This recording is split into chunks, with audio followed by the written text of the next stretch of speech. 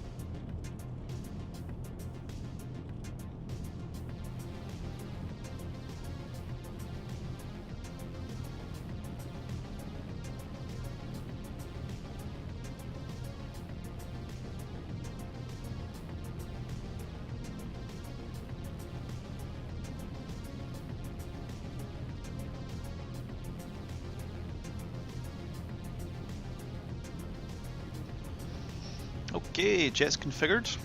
Hopefully we're good to go now. Just getting the tracker configured right.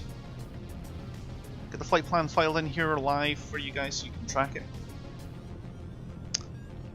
Today's flight will be from Nepalgunj Airport, VNNG. We'll be landing at Kathmandu, VNKT.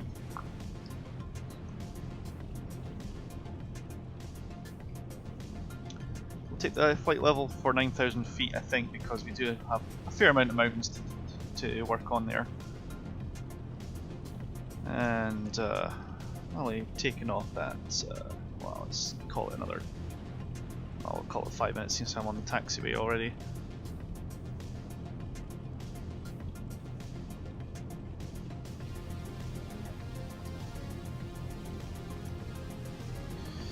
Estimated flight time is going to be about an hour 20 minutes. I got plenty of fuel if I need to divert. Because one thing that's worrying me is although SkyVector is giving me all the NDBs, I'm not seeing them all on the map for Xplane, which could make my ability to rotate and navigate just that little bit more interesting. For those who want to follow the flight plan, I will be live on VATSIM. Welcome to co-navigate there with me. Weather conditions are not considered to be excellent by any stretch of the imagination, but I will be able to do instrument approaches as I did before, so I'm not as worried as I was the last time. And I certainly am not going to be able to take off from Luckla Air Force, take off or land at Luckla this particular occasion. Where are we going at?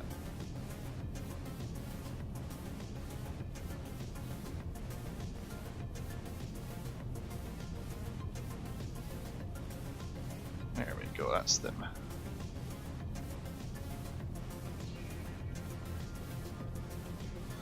These skis are hopefully going to be retracted soon enough. Because I really don't need them.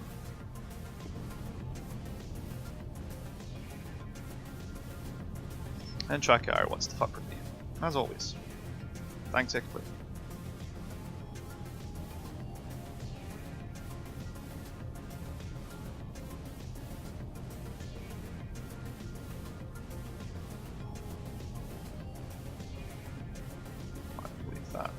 Up. And we'll wait for things to go.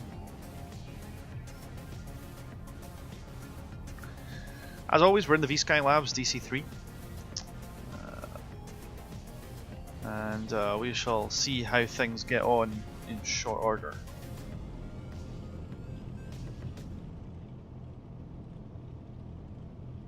Skis are still working their way in, seemingly, which suits me fine.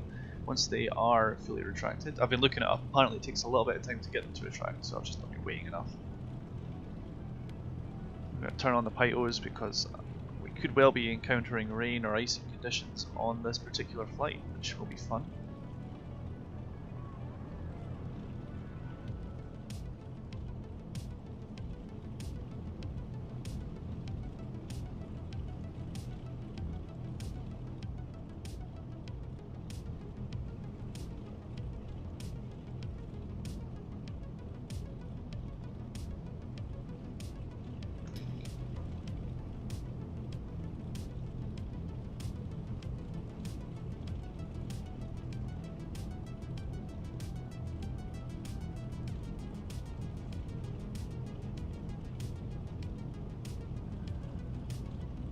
Go.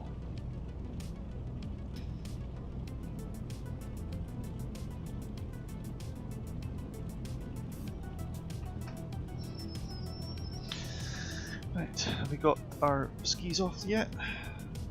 Not quite yet. That's annoying.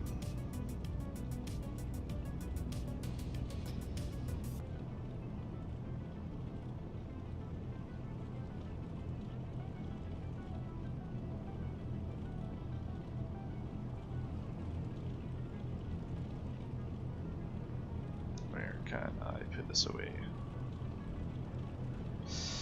Let's get rid of the yoke. I don't need it.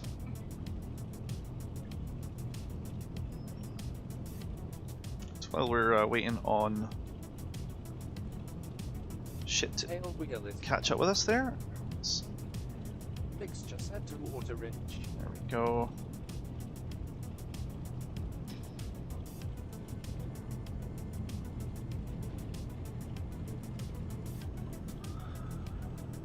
Okay.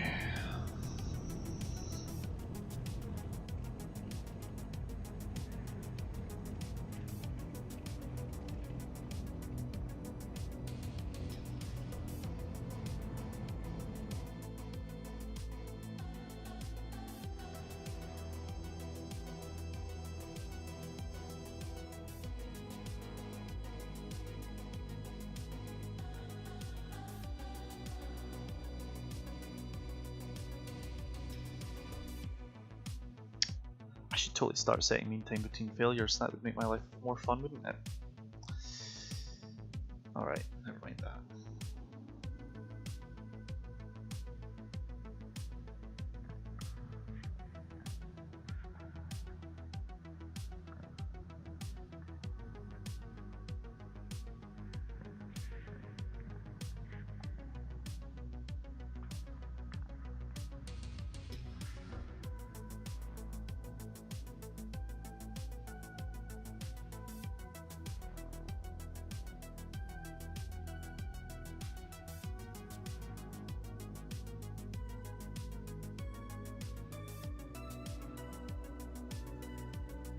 Alright, that's not gonna happen then.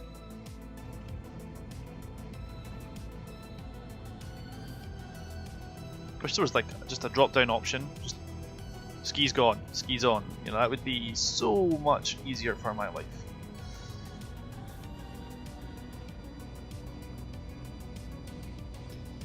But alas, that shan't be.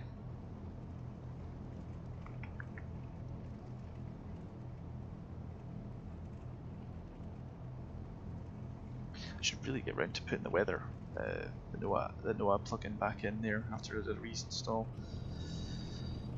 Instead, we'll just deal with it.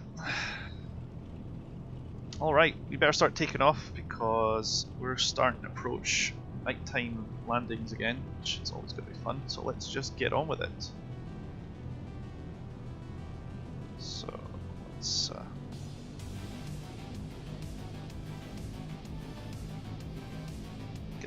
get the parking wheel off.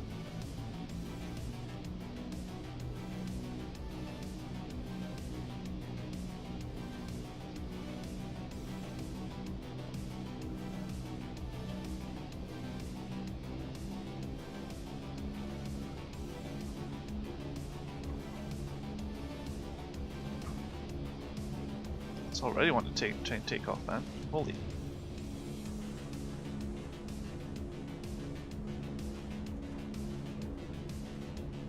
Let's just get airborne, because apparently we're slipping and sliding.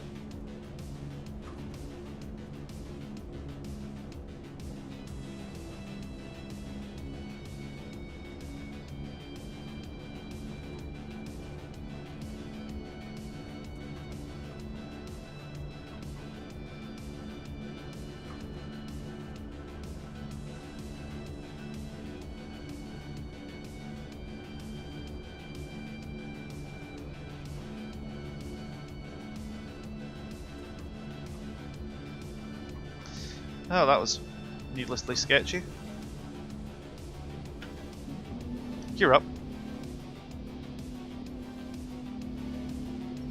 Let's look for 9,000 feet and hopefully the clouds break out. Otherwise this will be the another one of the white shows.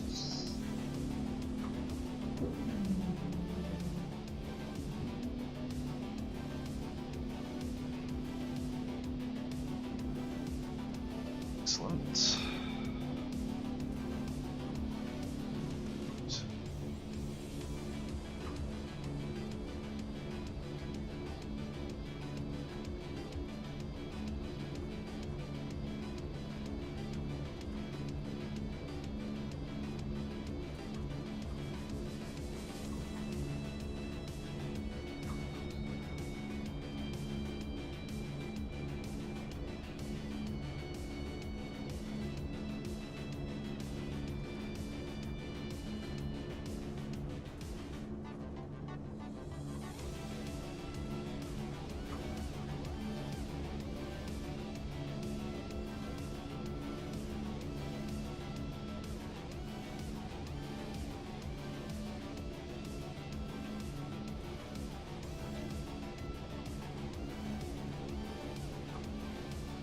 Hopefully those will start disappearing soon enough.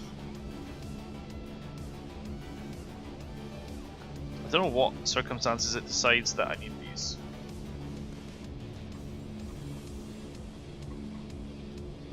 Because I really don't want to be carrying these freaking ski boots. So much drag, such wow.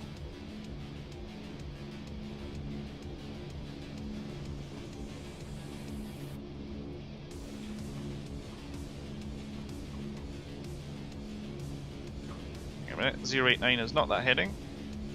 That would be 089. I am a lemon. There we go.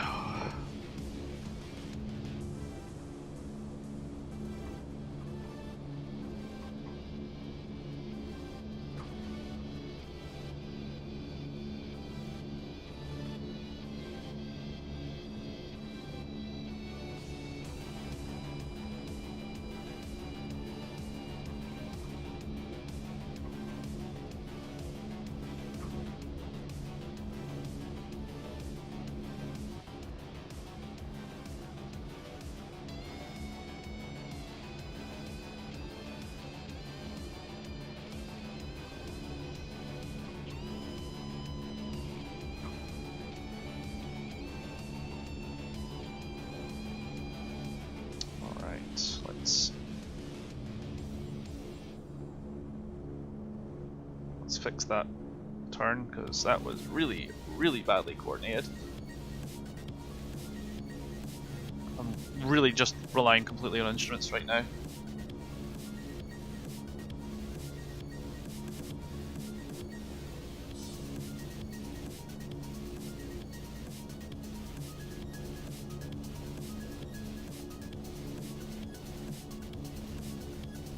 Okay, I don't know where the weather went, but this is worrying.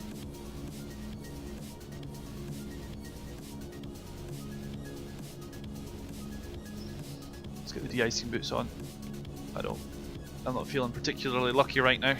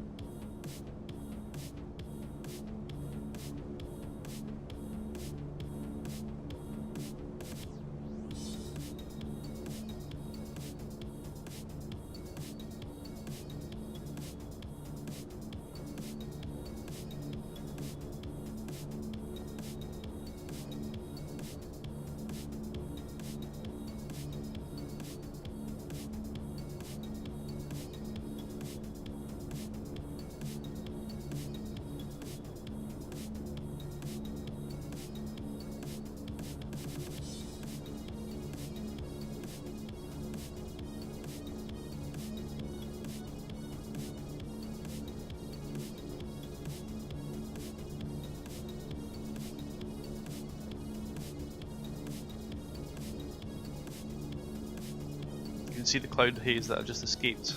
I'm just travelling a little further north. Just gonna get this aircraft under control and trimmed.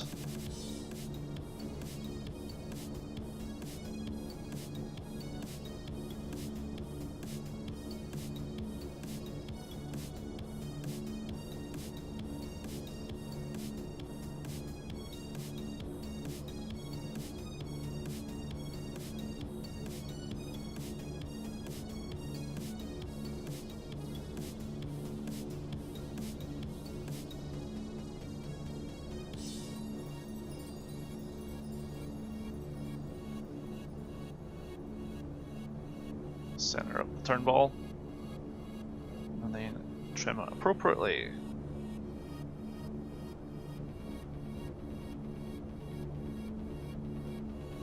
There we go. Finally got this aircraft under some sort of trimmed control. Alright, let's configure for a climb.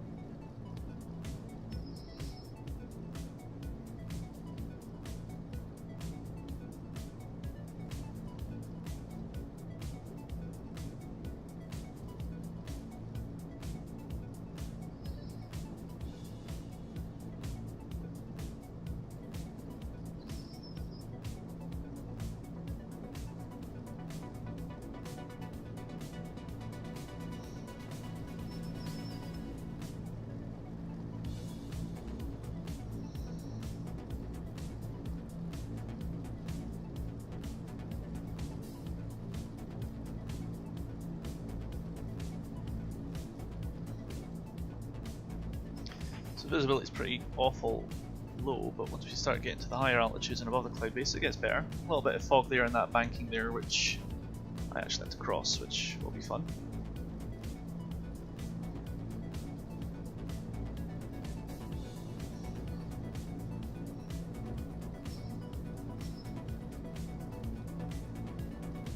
See, there is supposed to be an NDB here, according to the map.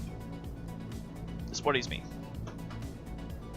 Also dealing with a pretty stiff crosswind actually, which explains why I'm having to trim like a hell. What I may have to do is just make my turn off of DME 9 miles out of a 33-mile trip. And then there's a 10 degrees right course turn. If I don't intercept that ADF, I may have to make a right turn to another airbase that does have a VOR just south Barawa.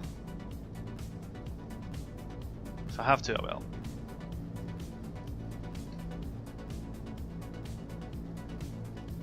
I'll add a little bit extra to the journey time, but I think I can deal with it.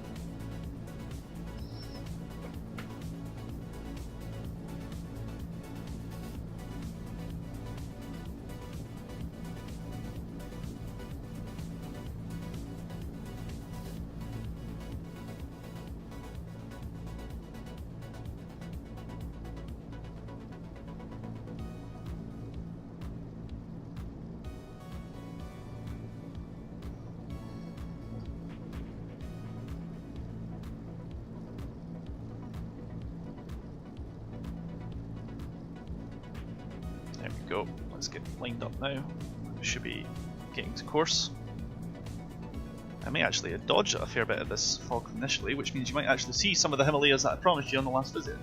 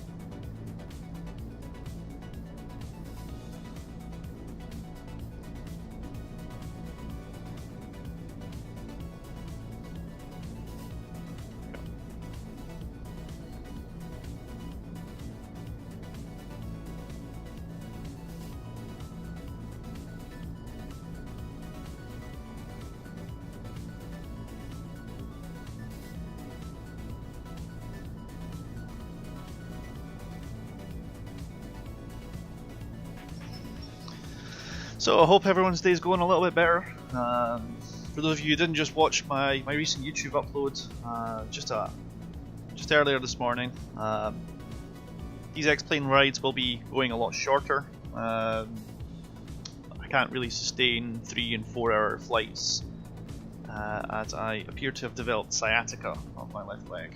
So 1 or 2 hour flights should be comfortable for me. I have pain relief and anti-inflammatories underway right now, so that should be just peachy for me for a little while. We're looking after myself, don't worry. But I'm not going to let that stop me getting some content to you guys. So you guys can sit back, enjoy something approaching a flight.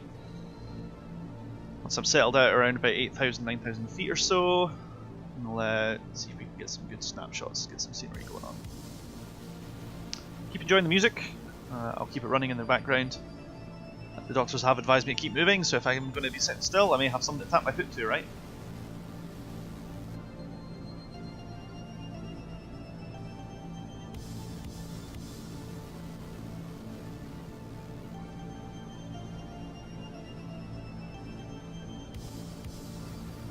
Got a fuel load of fuel, 7.5 thousand gallons of fuel in this massive monstrosity here.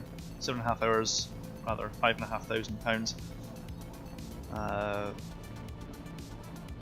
Once I get to a certain altitude, I think my skis either come off, lift off, fall off. I'm not sure what they are or why they keep insisting on turning up, but it's starting to annoy me. I think I have to have them fully extended first, and then fully retracted, and that makes them go away. What I'd like to see is just a physical toggle switch. Skis on, skis off. Put it somewhere hidden. And then I can decide if I want them retracted or closed later, you know.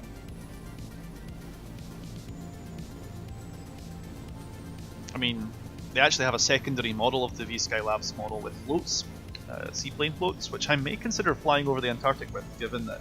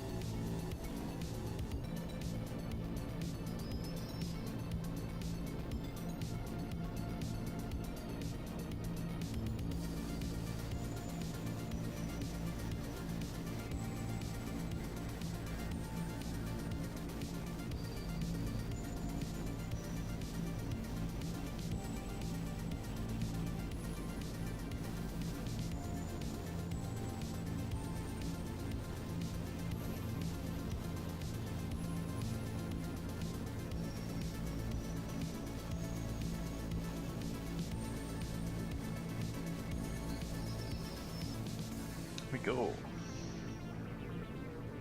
Finally, some actually scenery to look out of for Nepal. Nice hilly areas. I'll be working my way along these hills with all of them to my side, to my left side. Hopefully, if I've done this right.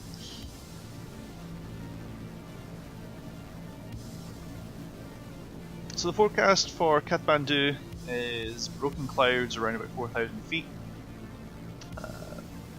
Cloud base itself should be under that, so I'm hoping that I'll be able to land visually. If not, I'll just do what I did last time, follow an IFR approach all the way in, and cross my fingers and toes basically.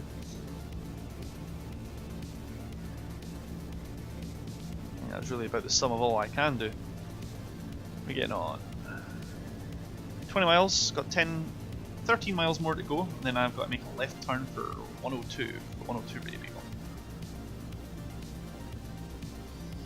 And that's assuming I haven't collected an ADF beacon by that time, because if I haven't, my life will be getting much more difficult.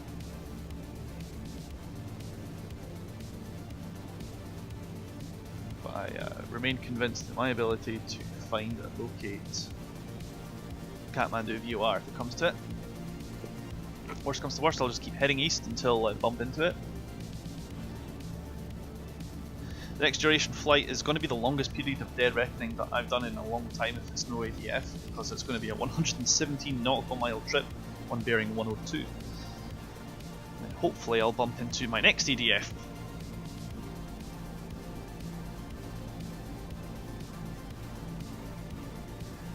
Yeah, this one doesn't seem to be showing up in Xplane. There's another one just off the map here.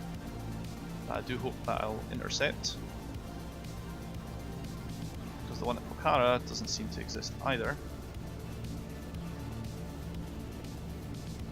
Oh no, there's a DME there at least, which is an improvement.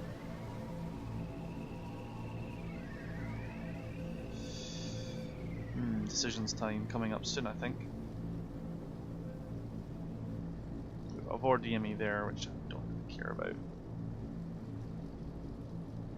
There really should be an ADF marker here. Like, there really should be.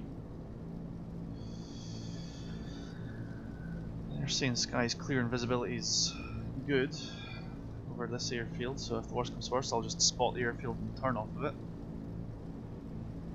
Which is less than ideal, but if it's what I have to do, then it's what I have to do.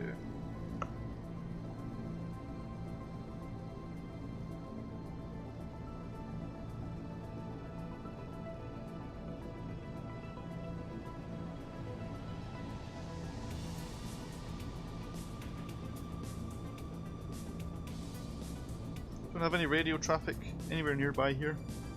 The nearest approach controller is in China, so it'll be another quiet one for me on VOR. If that's in traffic today, that's fine by me.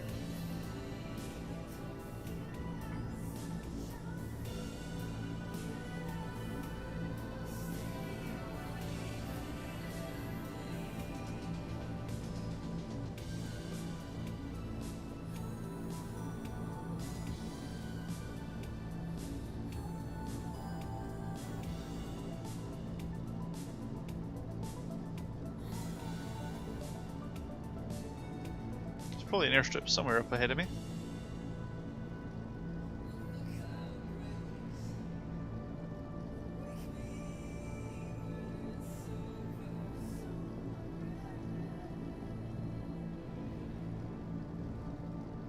Not that.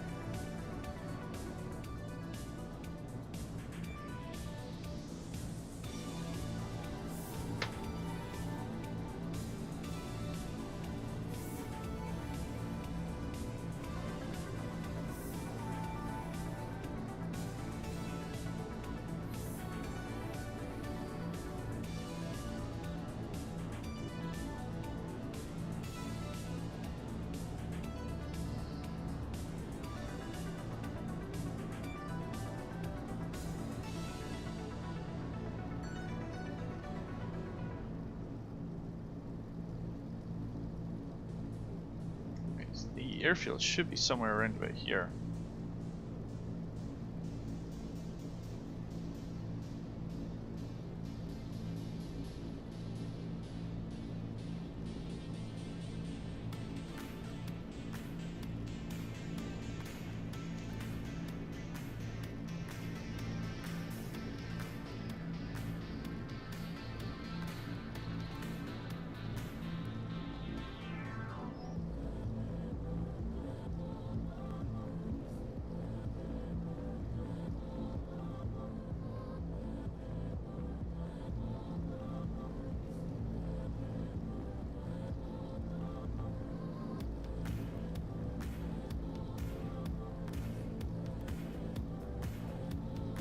Okay, it should be like right over my nose.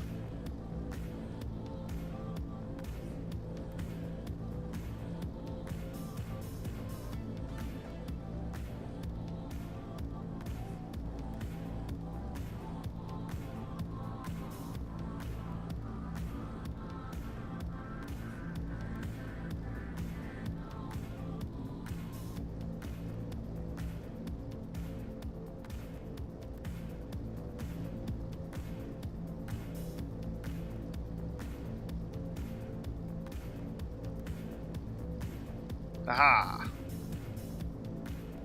Nope, that's a bridge. That was a dick move. Thanks, developers. Where the hell's this airfield gone? I bet it's just like a grass strip or something.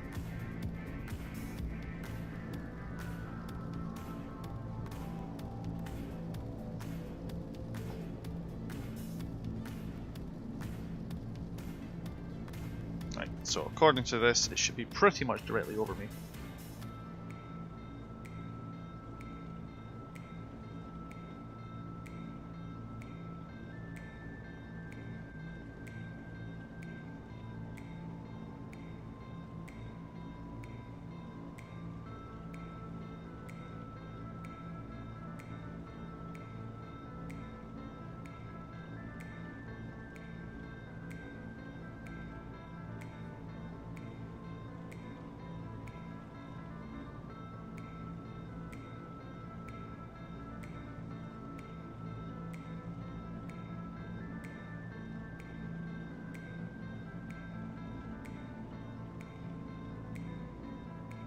Well, I guess life's just going to be a perpetual disappointment. That airfield has just mysteriously vanished, unless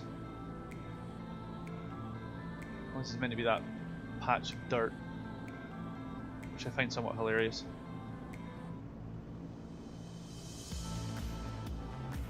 Or that weird road-shaped thing. Well, I'm not finding it anytime soon.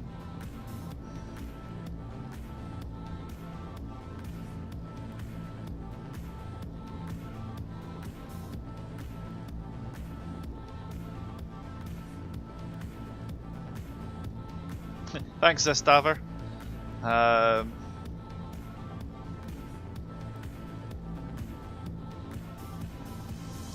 Change the MFD. This is a DC3. I don't have any MFDs. But yeah, no, that was the overlay was made by one of my subscribers or one of my followers, Babylon Wanderer. And it's just a nice little touch. Same with the little same with my splash screen and logo, all by him. Fantastic artwork. Just goes to show you what someone with way more talent and brains on Photoshop than me can do. Yes, I know, Zastaver. Thank you.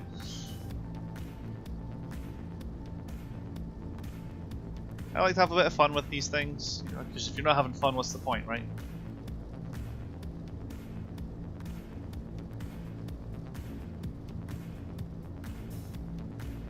We're settled in at just a little under 9,000 feet here, so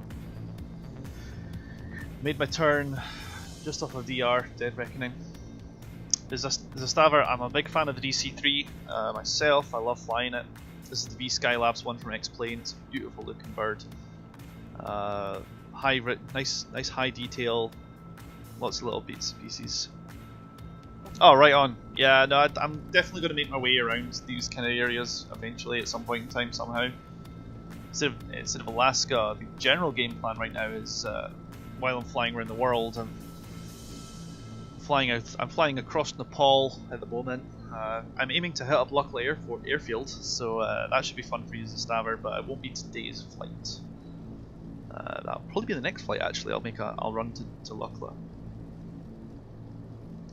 The weather in Lukla is, according to the Met Office, dog shit, put it politely, and I need to land visually. There are no NDBs, there are no VORs at Lukla Airport. It's just a strip, just at the base of the Everest. Zastaver, I'm not surprised, because DC3s these days run off of piston engine power. They don't use avgas like jet engines do. So, and they're tough birds, but they require a lot. Their engines alone require heaps of maintenance to keep running, and the cost of the fuel that they use is way more than just standard issue jet fuel. Also, the additives they use in these piston-engined aircraft are nice one, Stabber.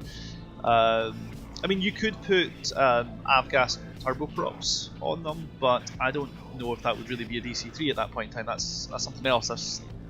They experimented with it. I think it was the PT76 or something like that. Performance is totally different, and I think, to be honest, that it would lose a lot of its charms if it was no longer running piston engines. But that's the nice thing about flight sims. We don't have to worry about the carcinogens getting thrown into the atmosphere from leaded petrol or leaded diesel, gas, whatever they want to call it. Aviation fuel for DC3s is ridiculously expensive, and because there's not a lot of aircraft still flying with them, although the fuels are being developed to be less damaging to the environment, giving equal performance, it's still going to be expensive because there's just not enough demand for it anymore.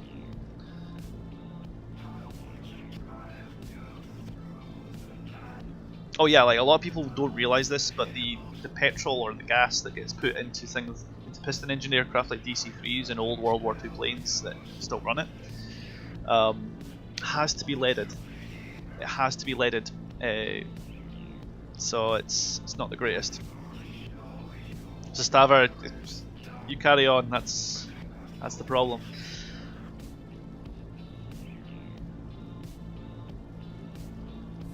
But yeah, that's effectively one of the major contributing reasons, I believe. So I am now going to be running off of map and compass effectively to navigate until I bump into this NDB in the corner, hopefully. It's just less than ideal. I know you're just trolling. Carry on, Zastaver. I'm just going to play along because you're the only person that's talking right now. Don't worry about it. Alright. Nah, you're not being a shit, man. Carry on. My sarcasmometer is working today, don't worry. Alright, so let's see if I can... For those of you wondering what the fuck I'm doing, I'm actually putting a protractor on my screen to try and plot this route, because this is less than ideal, this approach.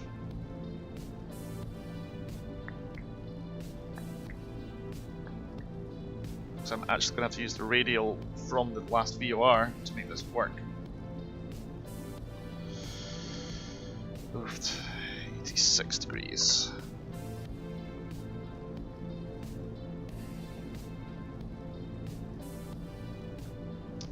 Okay, so need to be 4 degrees right. There we go. Yeah, I'm not happy with the GPS, if I'm being honest. If there was a way to disable my location on the map so that I couldn't see it, and then I'd just plot it manually myself using like map tools or something like that that are built into the map, I would prefer that. Because I'm trying to do this on radio navigation only. But what I'm going to do is I'm going to say that based on the position that the map is drawing is based off of the bearing and distance from my DME. So I'm just going to say that my virtual pilot has plotted that position off the map using the data it's already been given. And then I'm going to continue making plots based off of that. So yeah, I think if I plot a heading of... It'd have to be steeper than that actually.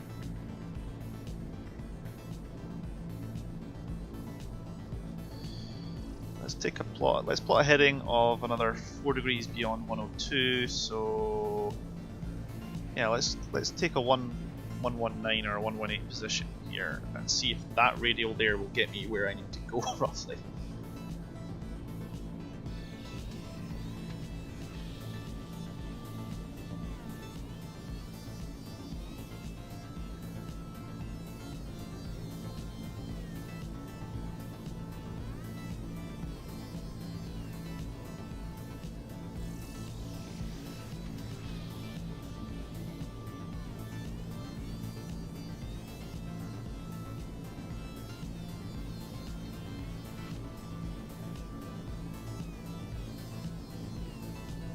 Oh, I bet.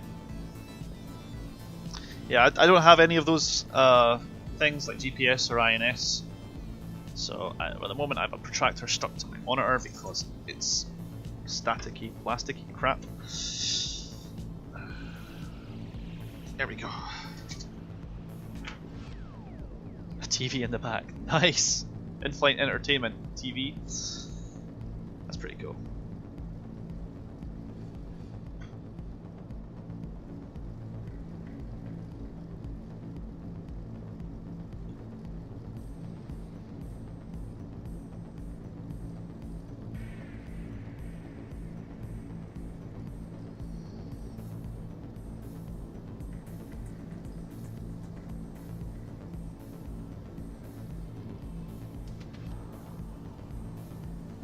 Okay, that makes sense.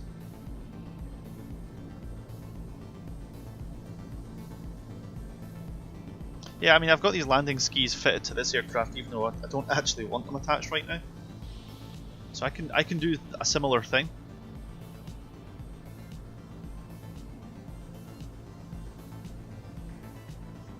But I actually don't want them on the plane right now because they put so much parasitic drag on the aircraft. It just makes me slow and it's a trim nightmare.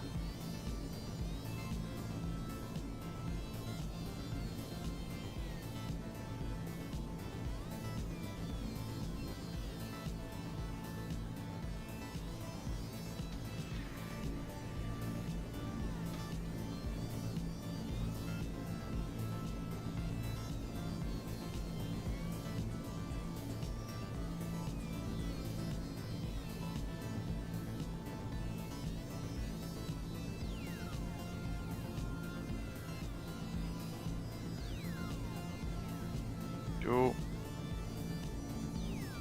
Now last time I got a barometric altitude it was 1013, which comes out as 2991. Okay, let's get that fixed.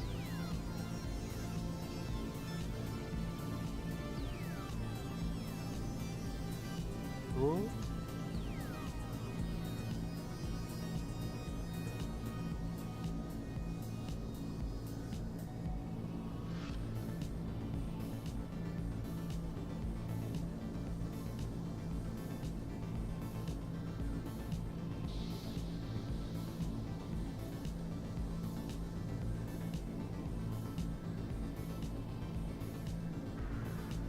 Okay, so that makes me a little high actually.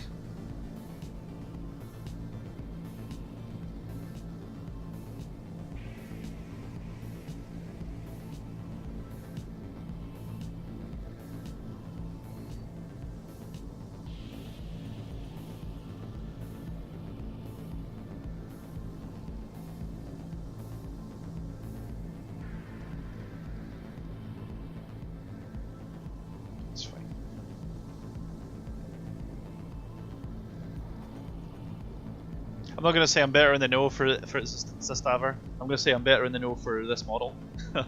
This virtual model that doesn't exist anywhere apart from on paper. How can I handle short or rough runways? The DC3 is built tough. It's the simplest answer I can give it.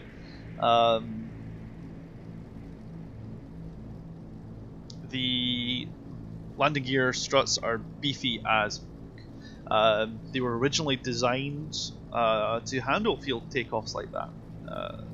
The fact that it can handle short runways for the very simple reason that it's got massive wings. Like, check them out, they're huge.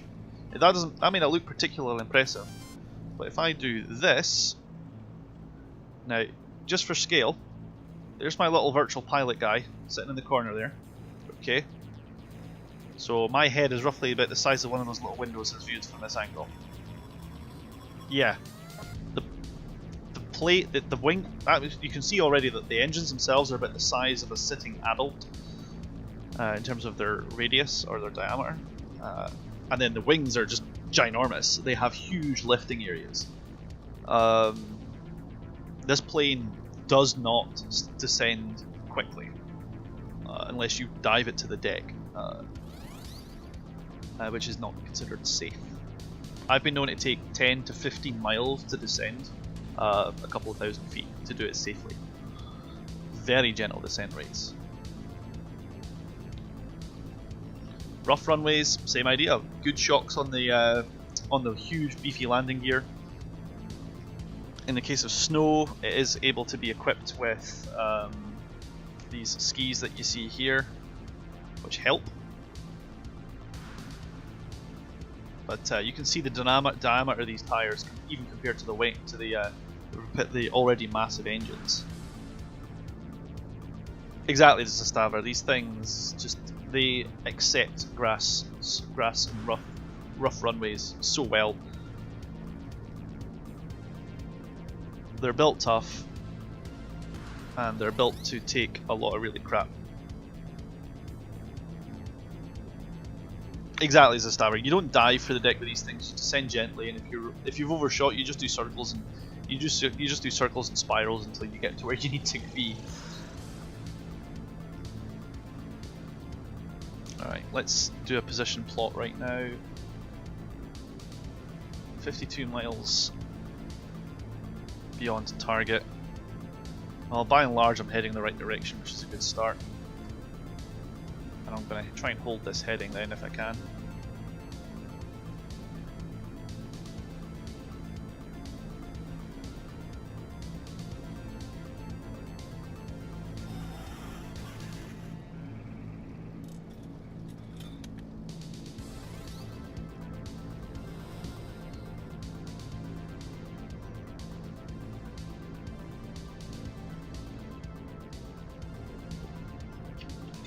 Nice one, buddy.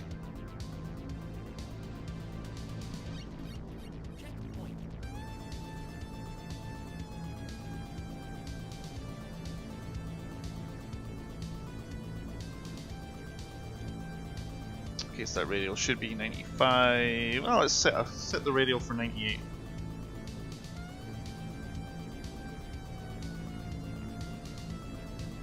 So Staver, what flight sim was this, just out of interest?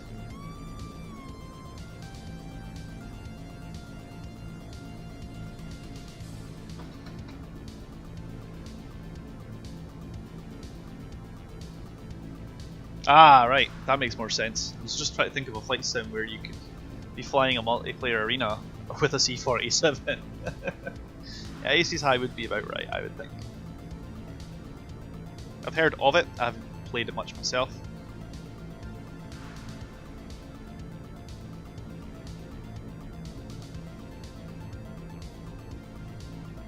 Yeah, I figured.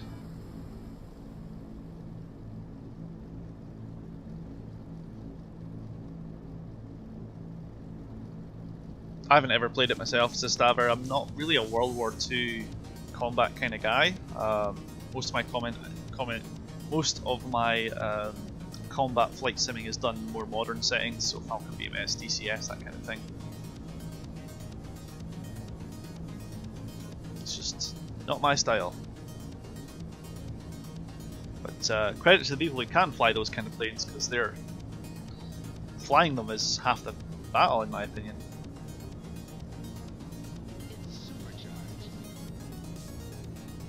Right on, Staver.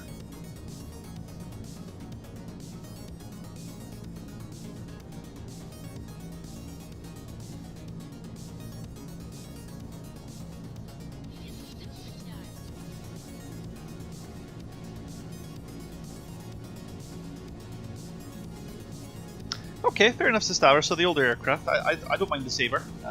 I've got the P-51 and the F-5, so that's fun as well. If you like that, I highly recommend the MiG-21 because that's a real challenge to fly as well. Just And the F5, actually, if you know how to fly the F5, you're going to be comfortable flying the MiG-21, it's just there's a little bit more work to it. Right now, I'm really enjoying the Hornet, and I am... Oh yeah, absolutely, Zastaver. You can get the F-15 with the Su-33 now, making the F-5, you're doing well. I'm loving the F-18, and I'm really looking forward to when the F-14 turns up. What I'd really like to see in DCS Zastaver is an F-105. And I know the F4 is coming, so in the next couple of years my flight sim career will be much more fun.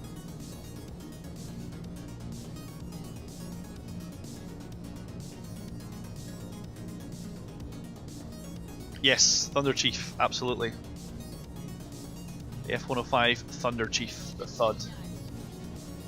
One of my personal little favourite aircrafts, just because of its gigantic size. It is just a massive, massive bird.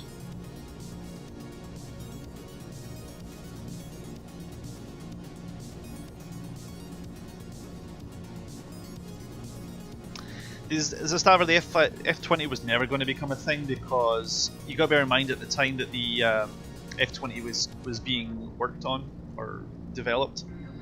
The YF-17, the prototype model for the Hornet, was in work, and one of the arrangements was that the two companies that made them, I think it's Northrop and McDonnell, kind of got together to get the was it that, or was it Grumman? Might be Northrop Grumman, I can't remember. Yeah, exactly, it got outcompeted by the F-16 and the F-18.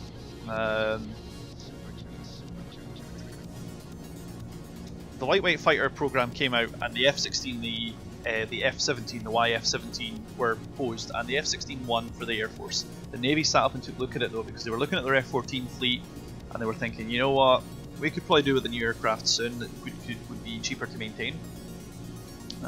So they had a lot of word with the guys that did the YF-17 and said, hey, if you can make this, if you could navalize this aircraft, you'd be a front runner for the next Navy purchase.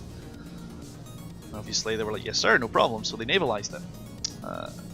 And at the same time, they were taking the F5 and updating it to say that, hey, we could do this for export countries. You know, if the Navy or the Air Force was going to have them, they could sell them to other NATO countries like Belgium, you know, the European countries, Malaysia, these kind of places. So the theory was, let's get NATO and all of our allies to buy lightweight aircraft like F-20s. But then the F-16 came out as well, and they were like, you know what, the F-16 is much better than an F-20. And we've got our hands full making this F-17 that we're going to offer instead of the F-20, and we're going to try and navalize it and make an F-18, you know? So in the end, the F-20 was never going to happen. And in the end, the F-17 never happened. The F-17, there was a large, nasty lawsuit between the two manufacturers of the planes. That I think it was, I want to say it was Northrop and Grumman, but I'm not sure if it was Northrop Grumman or Northrop and McDonnell. Either way, these two companies took the F-18 package and agreed between them that they would build parts of it together. And part of the contract was that neither one party was going to develop stuff separately. They weren't going to try and sell the F-18s as their own products.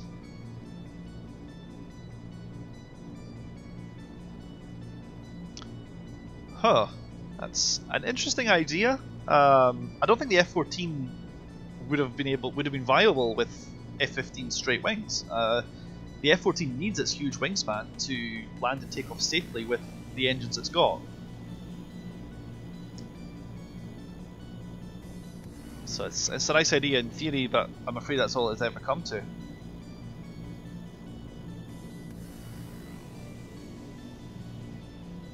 Well, we're deep into the mountains now, guys.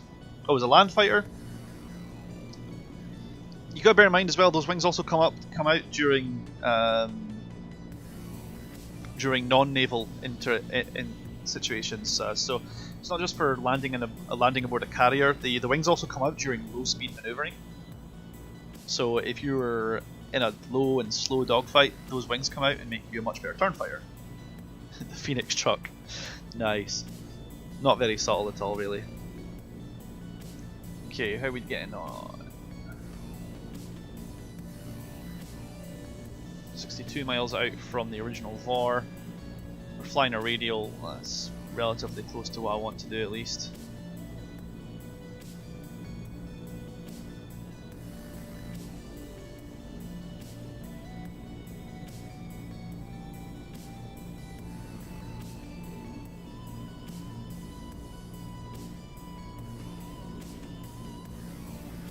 Oh, okay, right. I'm with you a little bit more now. Okay, so good news, this VOR works. So we're going to tune that to ADF1 right away.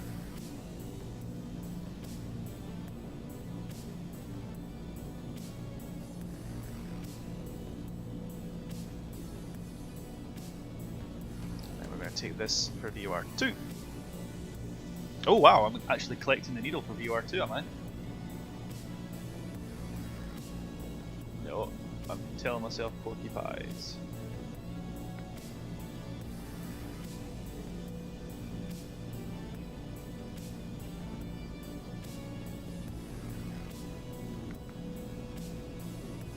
That's what I thought.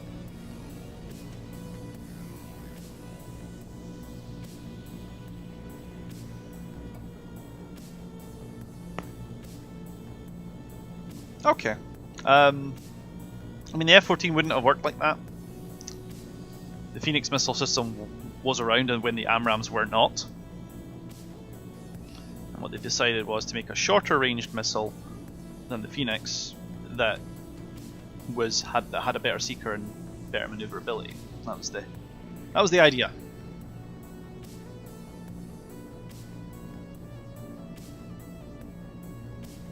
They decided the Phoenix was long range, was plenty long range, but they decided for whatever reason they wanted to make something shorter range that it was lighter to carry that they could do more with. There you go, guys. We're at the bottom of the Himalayas, and in the distance there, we're going to start seeing the snow-covered capped peaks of various mountains. I'm not sure. I don't think that's Everest, guys. I think that may be one of the major peaks. Alright, I'm going to take a quick water break, so I am going to throw on the autopilot for 30 seconds while I quickly nip to the loo.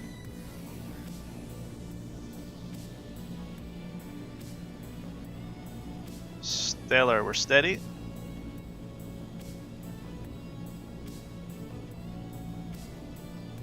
Okay, we're looking pretty stable and steady, which is always a good thing.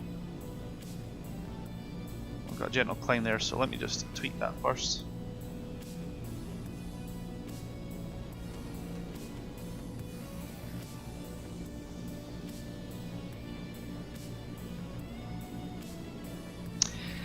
The issue was always going to be timings of Staver. I mean, data links weren't that great back in the 70s.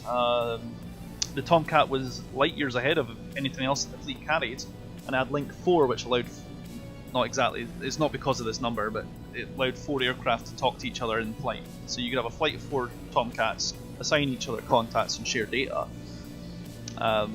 fire and hand off. In an environment where you're going to be carrying, you wouldn't even be able to pass the data to another flight, potentially. Maybe the Hawkeye could pass, in practicality, because there was only 3 or 4 fighter planes allowed on a data link. What would usually happen is the lead and the element lead, if there was a 4th flight, would be data linked to the Hawkeye, the AWACS. And then the AWACS itself would also then hand to another leader, for example. So you'd have one guy on the data link in each flight, all talking to the Hawkeye, and then the Hawkeye can have 4 individual flights, potentially 16 aircraft. And then what happens is the flight leader then points the nose at whatever group they want to command. I'm glad you've got some familiarity with that then. I don't know how well it's modelled in C-Mano, because I don't play it myself. But I would not be surprised if it was fairly realistically modelled, and I would like to see that in DCS as well. But for now, I'm going to take a quick water break while the plane's holding steady at just a little bit about 9,500 feet, and we'll see how things go. I'll catch the needles with you shortly.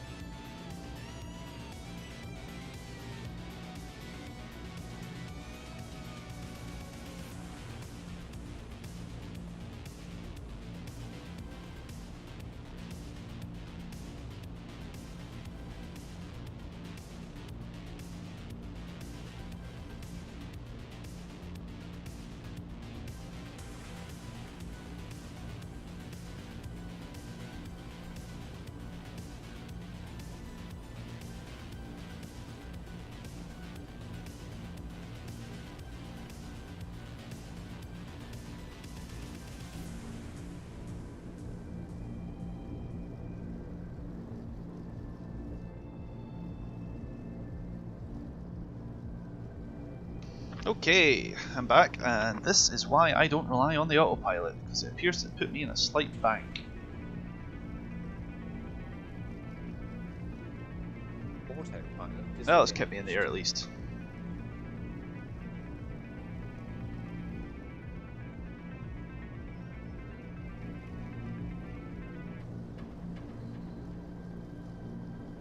And I'm very close to 10,000 feet as well, which is not great.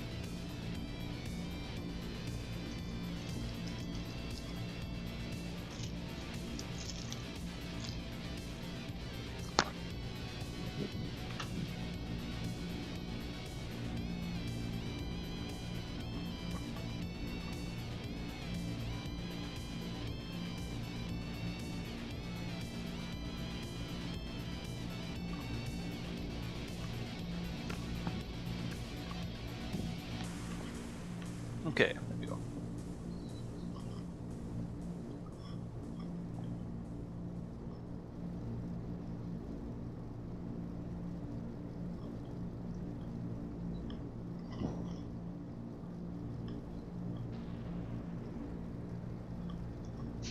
That's crazy, that.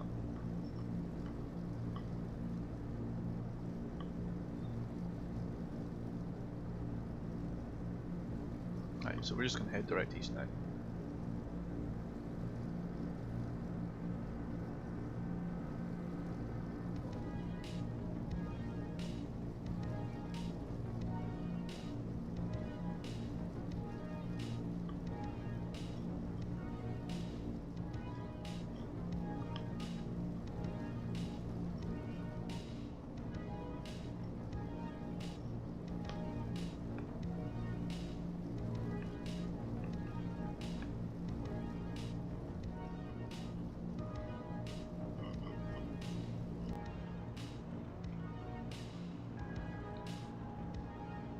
There you go, there's some nice beautiful scenery for you there.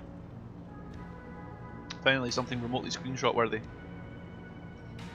Snowy capped peaks of the Himalayas sitting out my left wing. That's the way to do it.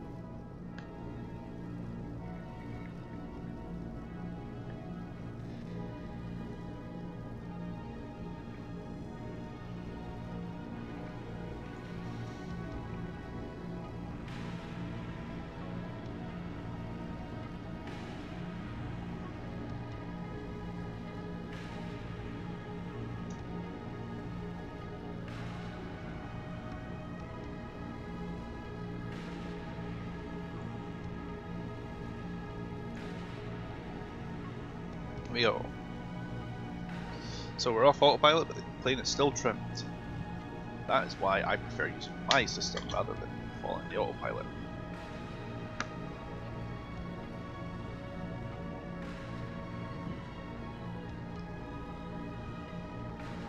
See, if the rudder heading held, if the rudder heading on the autopilot worked better, then I wouldn't be quite so screwed. But the problem is we have a wind running from south to north, and it's basically pushing the back tail, in this case right.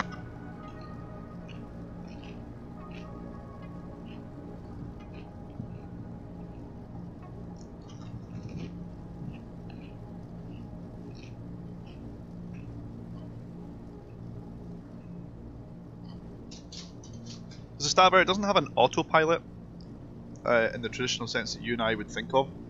It has what's well, modern ones might well. What this one has instead is an attitude hold. So I can dial in an angle of bank, an angle of pitch, and if it works for real, a yaw angle. So let's say I want to hit set, I could set my aircraft for 0 degrees pitch, 0 degrees bank, and 90 degrees bearing, and the plane would try and hold that off of the gyro. It doesn't pay attention to your altitude, it does not pay attention to your speed. As you can appreciate, this is a recipe for a nasty stall, or a controlled flight into terrain.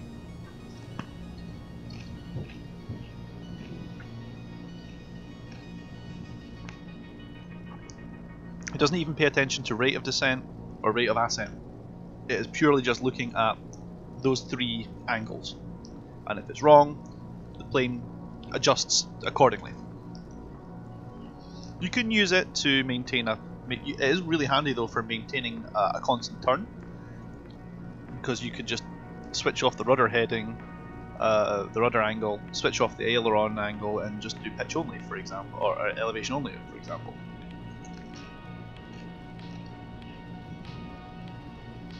However, sadly, it's not modelled fully in my simulator. I get pitch and roll, but the rudder angle here is purely for decoration. It doesn't follow it at all.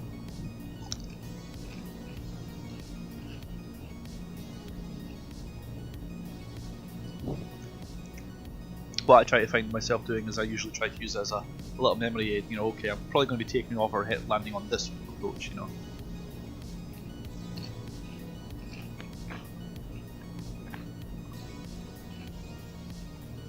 And do forgive me if you don't like the sound of me chewing in your ear. I'm having a light snack / lunch break while I fly, and my dog would like to head out the door. So there you go. Go on. Go on then. There we go.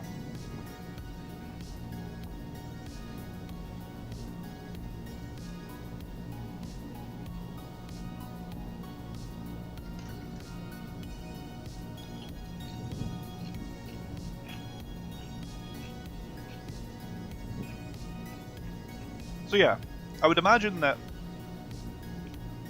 Excuse me. I would imagine that running a more modern, like an upgraded DC3 or a modernized DC3, it would be something more appropriate to an autopilot that we're familiar with. But to tell you the truth, I don't like flying with autopilots. I'd rather control the aircraft directly.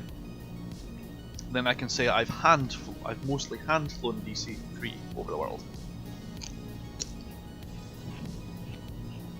And most of my navigation has not been through GPS. In fact, there are 2 GPS receivers here. The first thing I do as soon as I start the plane up, or as soon as I get into the pit, is I flip them back up. I'm not even looking at them. Cool. So it is very much an analog autopilot. Although modern ones, you can probably get more modern ones that change all this for MFDs and shit.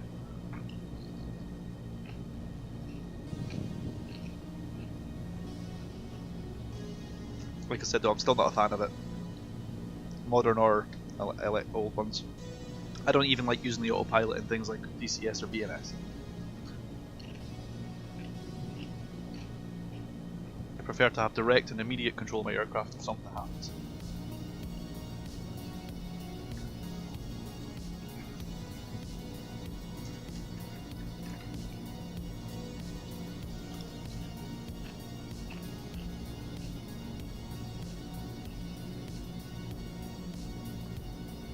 So what I'm looking for is for this ADF needle to start pointing somewhere around the 12 o'clock position.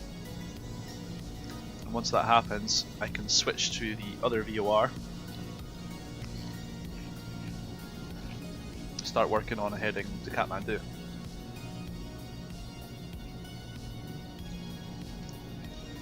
Well, Zastava, the autopilot you're thinking of is the pitch dampers, right? You're not necessarily using a heading hold or a pitch adjustment or a radar altimeter hold or anything like that. The SAC mode is actually pitch and roll dampers. It's no different from adding them on your flipping on the yaw pitch dampers on your F5. It's a stabilizer. It's an electronic or partly electronic. Ooh, there we go. How close was I? Hey, you know what? 10 degrees left. That's not bad.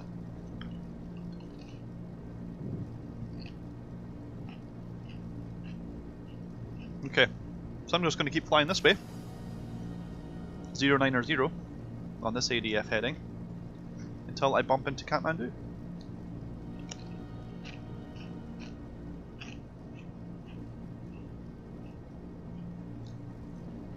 Yeah, exactly, Zastava.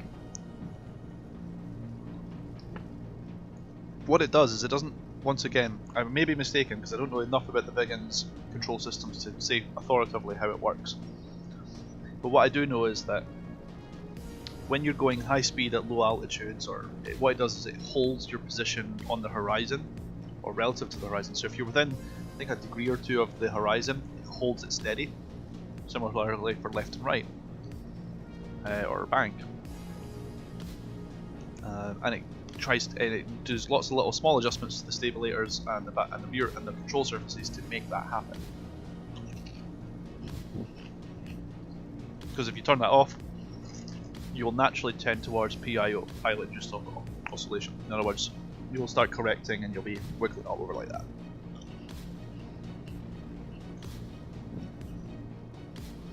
Doing this at just under Mach 1 is considered dangerous and a bad thing. Doing it 10 feet off the deck at Mach 1 or approaching transonic speeds is not just dangerous and a bad thing, it's likely to get you killed.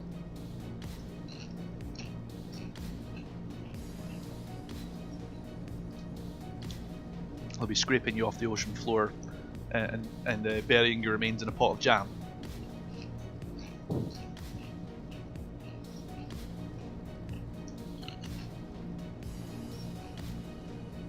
Alright, we're 100 miles away, nearly, on the first VOR. And I happen to know that I'm direct east of the NDB, which once again puts me. Well, that means that looks pretty sensible actually. How far away after this NDB am I? 51 miles. So I started collecting needles for that at 52, probably. That's Samara. I'm not interested in Samara. The next one is off the list here, but the next one I'm going to find, if I follow this heading, I'll eventually bump into Kathmandu. And when, once again, this needle here starts tilting around to the front there, I know I'm wired for sound.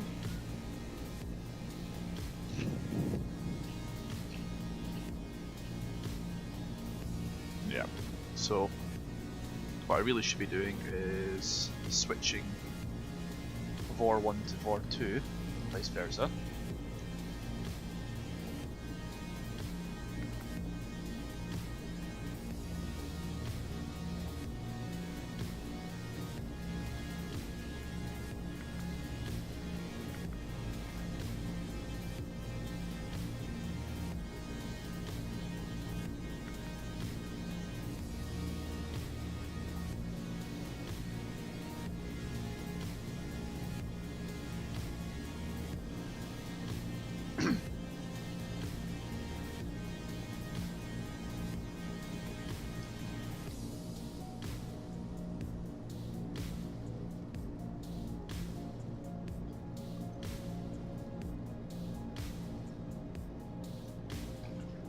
Yeah, the Mac Tuck effect, Zestaver, especially will happen even during your stabilizers being turned on because it happens so suddenly the computers and the flight control system can't catch up.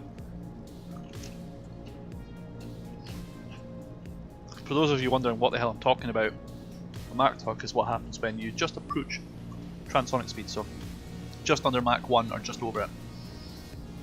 And the sudden change in the fluid dynamics of the airflow over the top of the plane start pushing the nose down. When you're 10 feet off the deck, this is bad.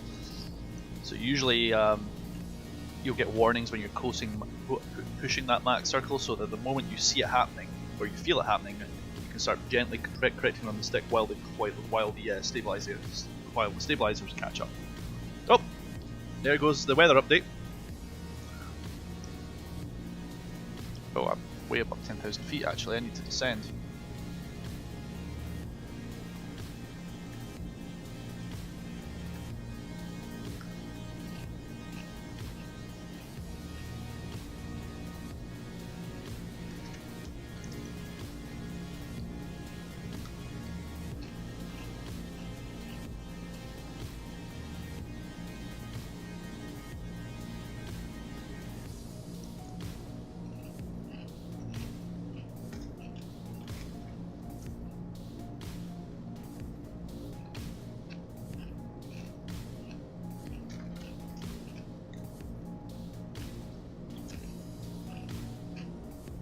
Oh, that's cool, I know. I didn't know that.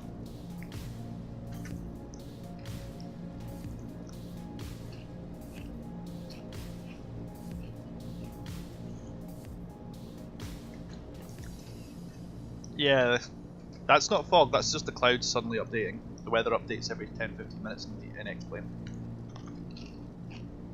I'm at 10,000 feet. If that's fog, I'm fucked. Yeah, it's all. I'm probably going to be navigating IFR now.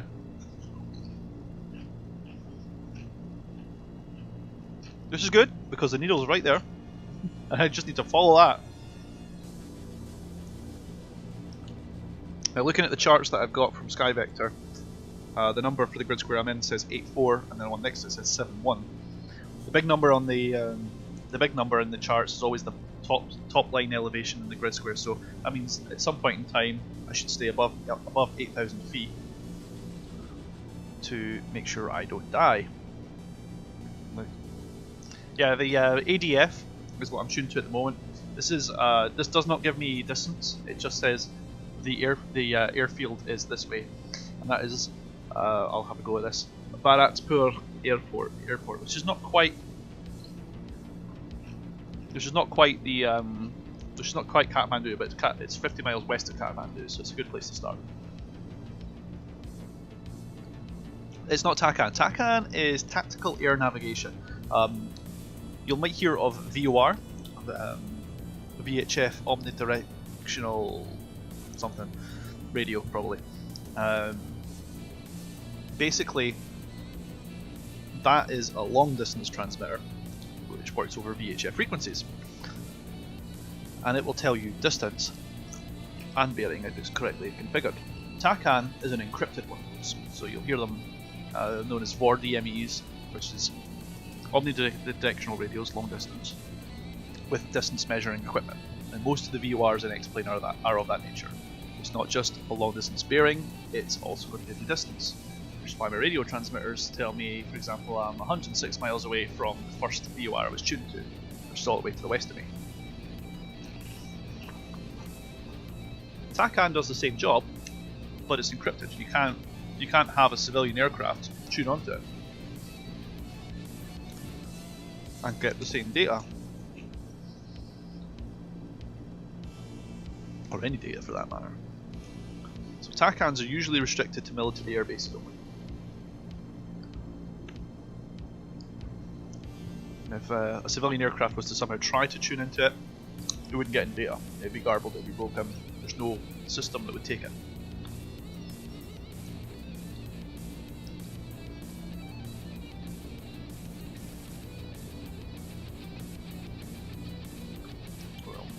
So you get several kinds of airport beacon, as you can call them.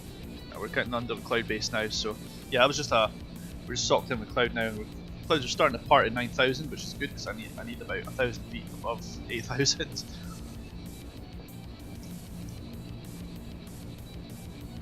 You're a Marine, huh?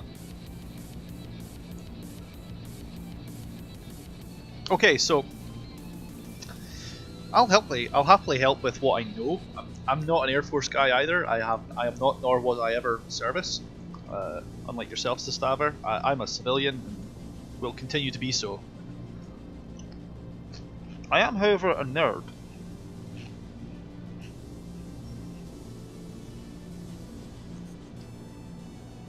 Sistaver, I've had a lot more quiet time. I've chosen to crack open books and read. As simple as that.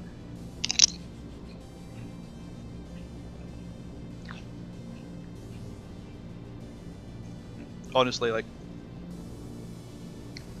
they've got Marines who are pilots. And the only difference between the Marines who are pilots and the Marines and the Marine like yourself is that they bother to read.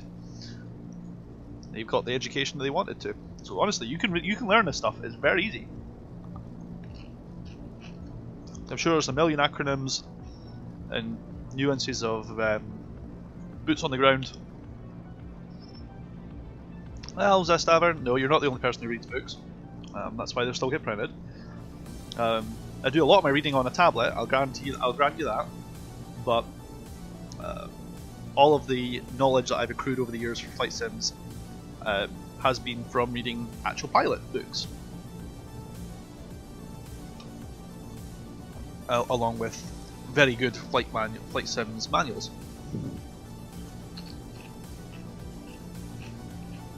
Some great memoirs out there if you're ever interested in reading more about being a pilot, especially a combat pilot. Alright, so we're breaking out of the cloud base at just under 9,000 feet. Supposedly the tallest mountains in the area that I'm in are 8,000 feet, but I think I should be south of those. So I'm going to descend a little further because I do not want to be flying through the clouds if I can avoid it.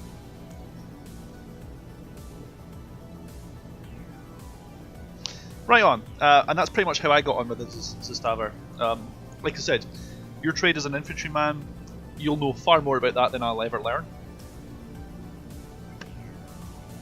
And that's how it should be. I will not attempt to out-infantry you, okay? However, the only, when it comes to learning about planes and aircraft and procedures and stuff like that, I've learned all in my spare time. I have enough of it, fortunately. And it's a sum total of me learning about all these things ever since I've been getting into flight sims. I've been into flight sims since I was 15, 16 I would say, and I'm 31 now. So this is not something that I just learned. Right, there you go, Zistaver. So, being able to read a map, I don't need to inform you of the enormity of being able to read a map and compass when you're a pilot. Everything's happening much faster than on the foot, so your travel and your timings are much quicker, but the fundamentals are still the same. Sure, an air map is probably slightly different to a ground map. You'll have lots less contours, but the fundamentals are still going to be there and they're still going to be effective. I don't like the way I'm having to descend just to be able to see the ground.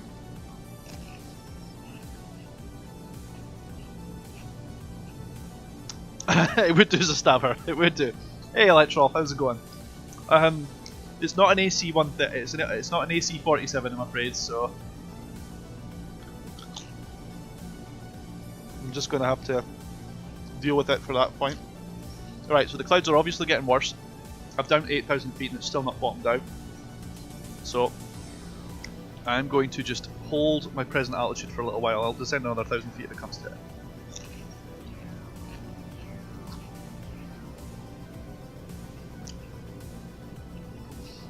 No, the DC3 doesn't have for that. That would be the AC-47, which was the predecessor to the AC-130, which I'm sure as a stabber you're familiar with. I'm sure that's place saved your ass a few times.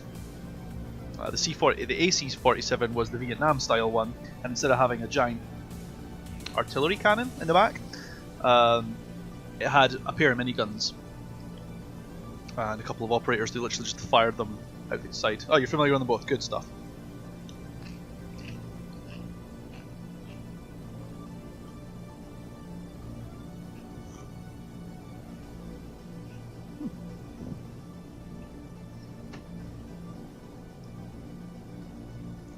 Okay, I do not like my descent rate. Yeah, it's the rotary 20mm cannons, isn't it? The miniguns. Or is it 7.62? I can't remember. I think they had 20 mic and 7.62 mic in the AC-47s because it's Vietnam. I mean, come on. Okay, I don't like the fact I'm 200 feet below where I'm below a grid square with 8,000 feet in it. That makes me nervous. There you go. I can't remember what the M134s were. If you just told me they were 7.62, I would be like, okay, yeah, I know what that is, you know. But yes, 7.62 at that kind of with that numbers, that's going to put things down pretty good. Whereas 20 mic, that'll make holes big enough to throw cats through.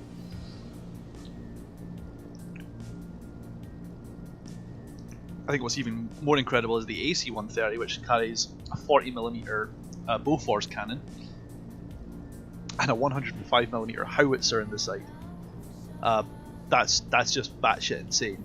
I just think that's hilarious, and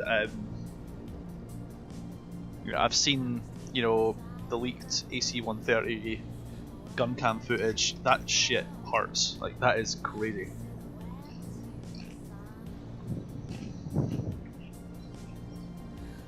A 50 being, yeah, that would be loud as fuck. Imagine 40 mic or the 105 mic on the side of the AC-130 though. That should be insane, yo.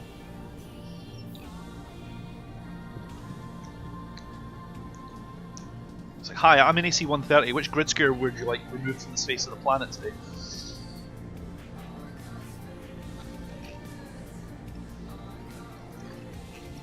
Alright, we're obviously getting close to the mountains. Because even through the fog I'm starting to see them. This makes me nervous.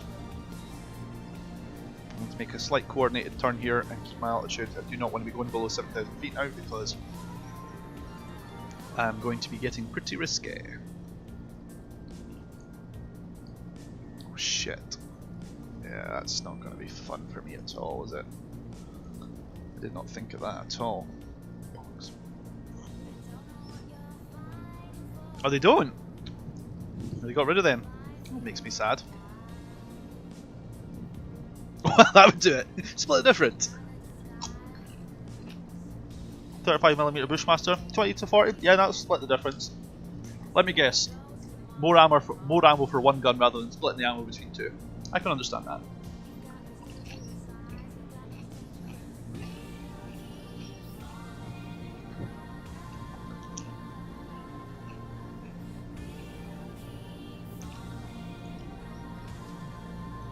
Yeah, cost.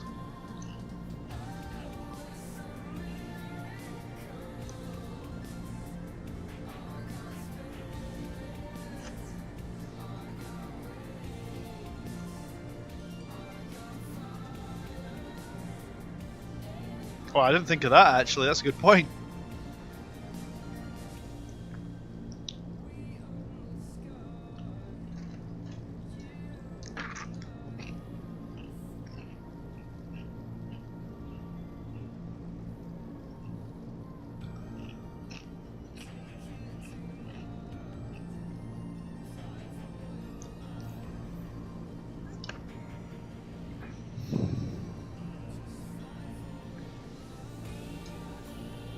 Yeah, so I don't suppose 40mm Bofors grows on trees.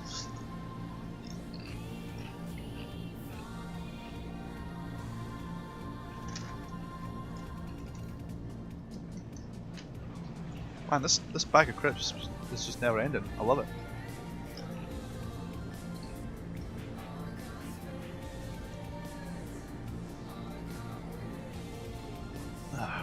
Knock back the energy drink. Keep the caffeine keep the caffeine index high.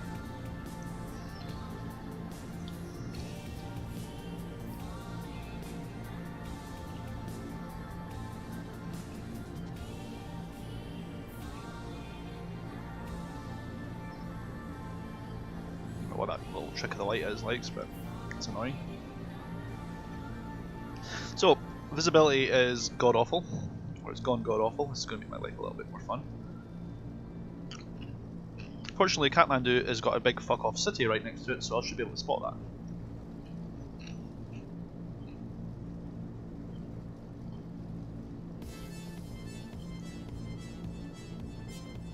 Okay, we're now out of range of both VORs. Game face on now.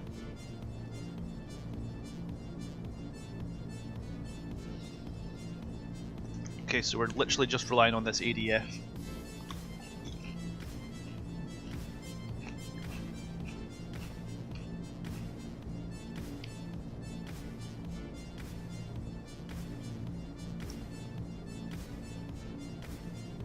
Right on, Sistaver, yeah. I know there's a bajillion variants of the C-130, as well as its gunship variant.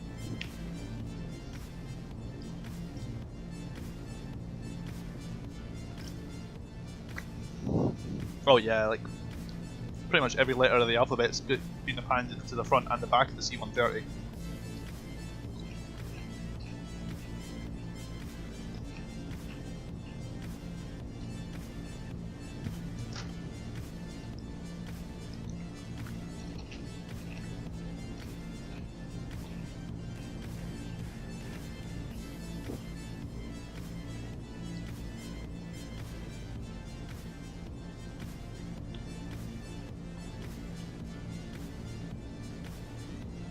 Well, if I end up in a situation where I need to dive, I'll be turning right, away from these mountains.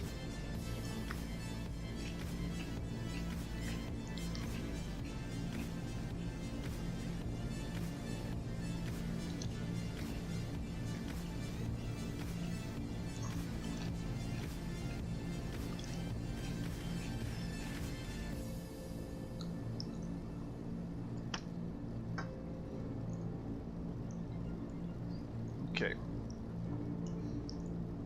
I'm not going to allow myself to look at the map until I start getting a distance. I'm just going to have to believe in the little ADF ball right in front of me. The JSO, well, you can have the JSO in you can have the JSO in BMS.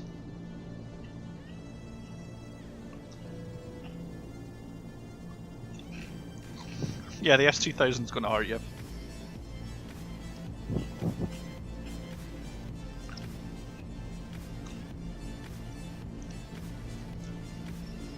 You have SDBs and JSOs in Falcon BMS. So.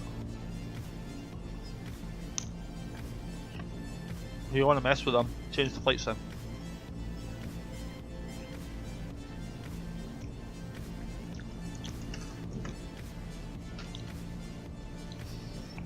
The version of the Hornet we're getting, I don't know if the C Block 20s can carry SDBs. Yes, it can have Slam and Slam ER, and it can have Harm as well, which is cool.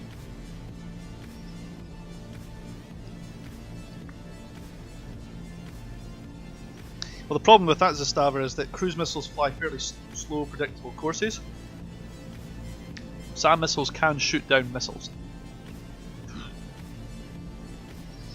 So your S-300 could lock on and engage your actual cruise missiles themselves.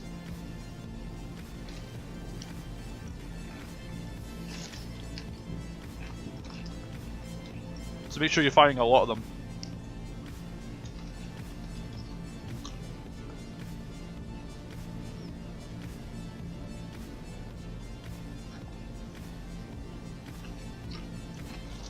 Pretty much. Yep. Fire a lot of them.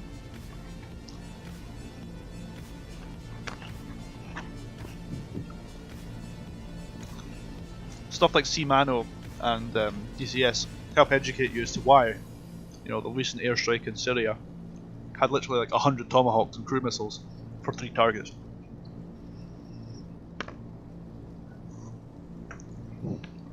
Because many of them would have failed or got shot down quite quickly.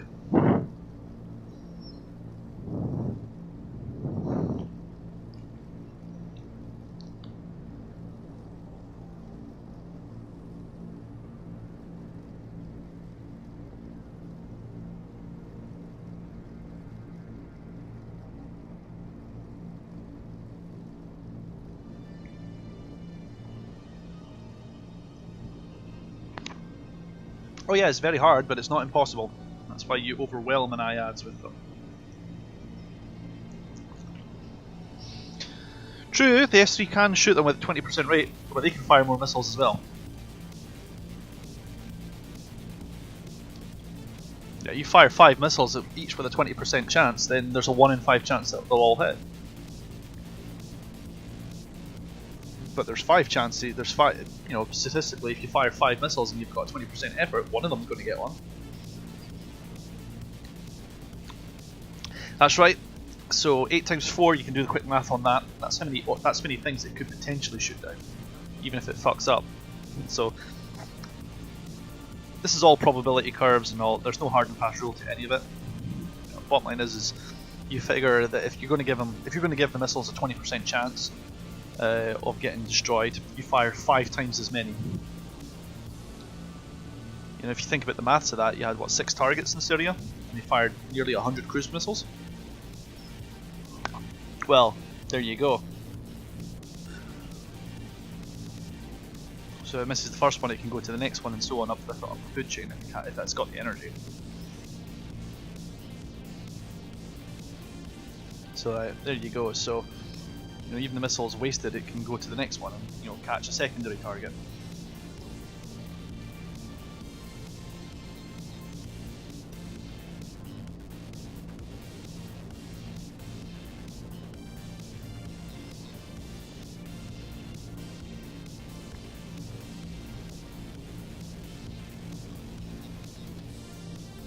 Is that the moon I'm seeing? Because if that's the case, this is some really weird shit.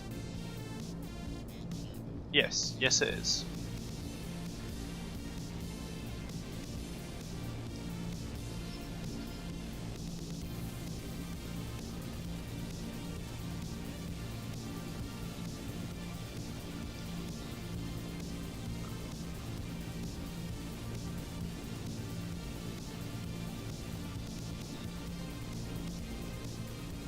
Well, okay, fair enough. So it's not exactly semi-active then, that's fine.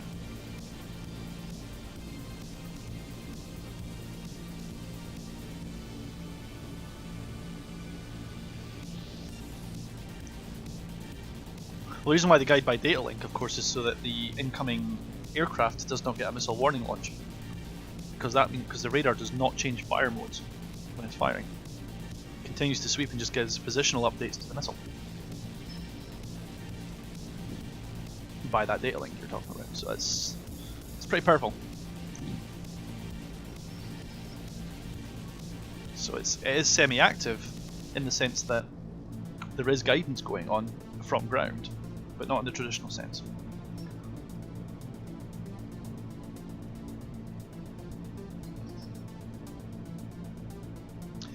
It shouldn't. I've been fired at by SA-10s, which are the S300, the early models. Often enough to tell you, you will not get a missile warning.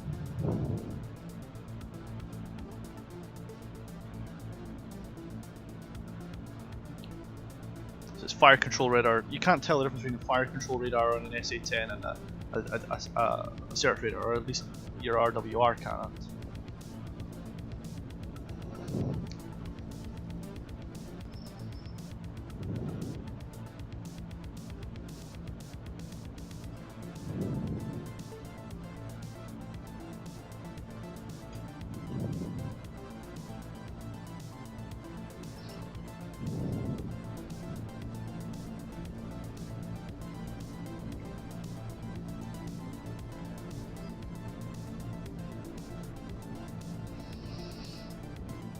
All these clouds make me very nervous for flying in.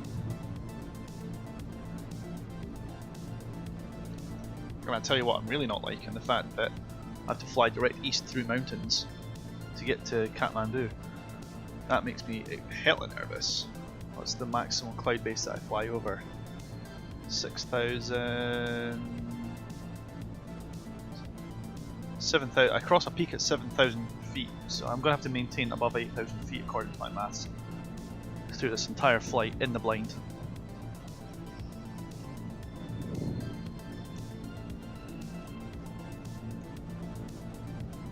Oh yeah, the SA-10's got phenomenal range. But you should not be getting, you should be getting just, you'll be getting RWR detections on the Viggen, because the Viggen does not simply says, hey, there's an SA-10, here's the bearing. It doesn't tell you if it's a fire control radar or a missile radar or a search radar. It just says, bleh, bleh, you know, stuff here, you know, problem. It's pretty generic. If you had a more precise RWR, like an F-16, an F-18, an F-15, you would see the SA-10 on the mark, but you would never see it go inside your third ring. You'd never see it give you a missile indication, or you shouldn't.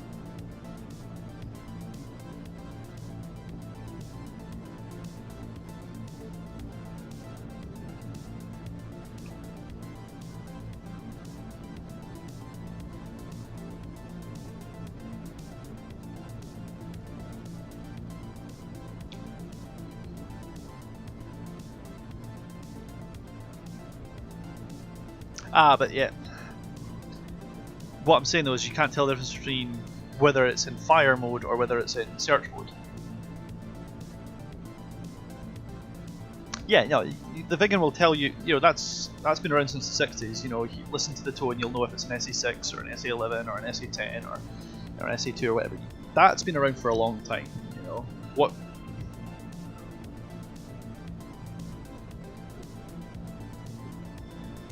What I'm saying is, you can't tell, oh, that's an SA-2 search radar, that's an SA-2 fire control radar. That's the thing I'm getting at. You can't... Well, of course you are as a stabber.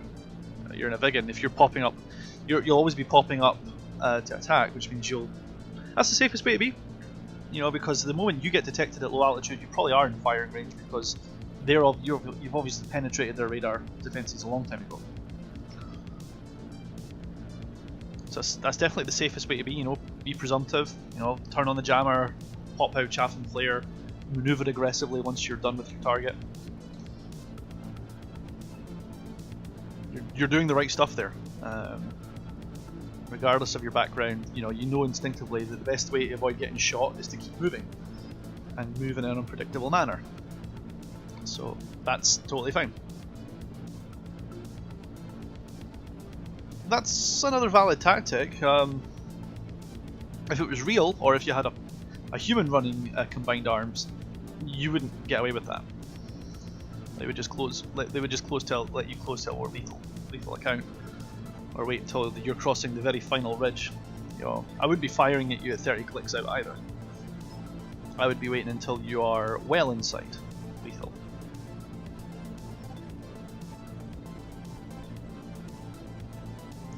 Or I'll maybe time it so that when you're probably about to pop up, that's when I would fire preemptively, and then obviously just finish the track. But the DCS AI are not that smart.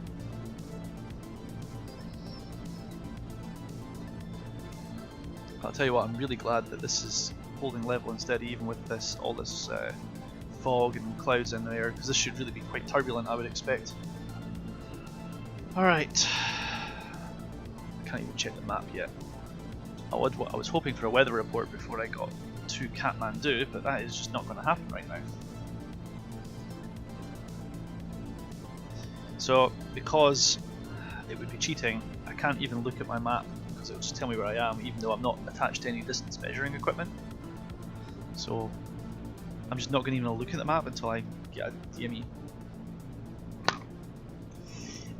Yeah, as a stabber, having decent PK90s in multiplayer would be awesome, but the frame rate just dies the moment anyone uses them, so very few servers will allow them, sadly.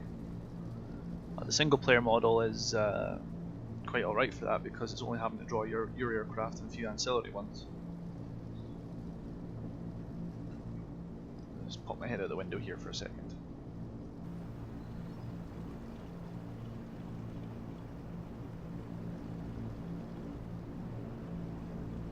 Okay, we have a town. I bet this is Barakpur actually, because there's the airstrip. And where's the ADF needle? This needle should start swinging around if I've guessed that correctly. If that's the case, I'll use that to say, okay, I'm close enough to this that I can start doing some maths.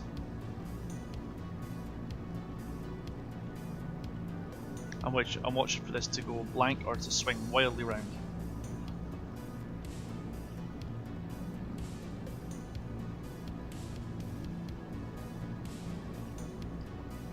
looking at my map, there is the town of Bharatpur is right on the side of a massive river delta, which very much looks like this. And from here it's a heading of 090 for 50 miles.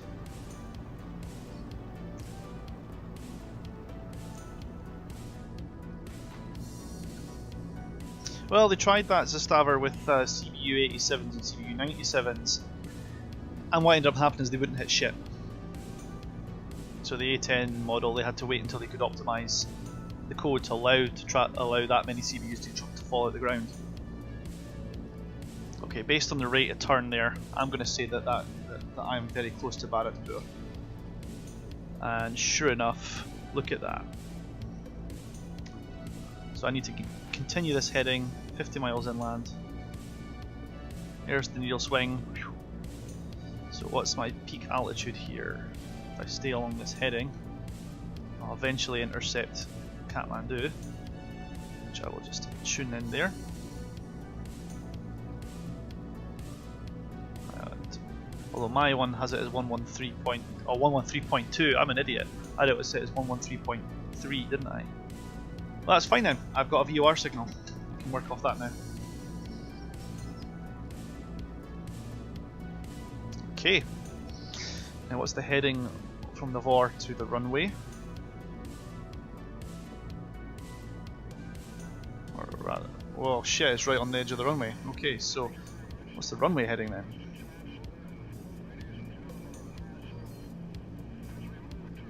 Runway 02. Really what I'm looking for. Runway heading 022. Perfect.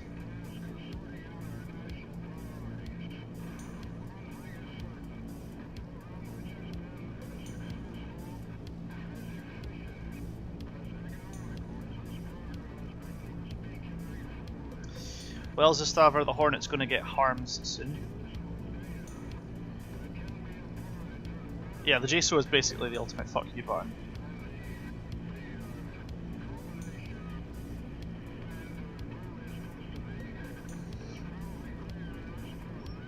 Okay, so I'm going to continue to fly this heading until I intercept the radial at 022. And I'll be following that pretty much all the fucking way in now. Tuned 46.0. So I'm just going to continue that heading, and that should let me follow right on in.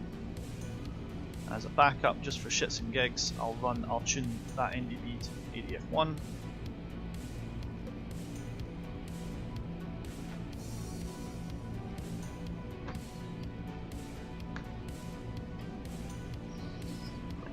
Yeah, that'd be pretty nifty.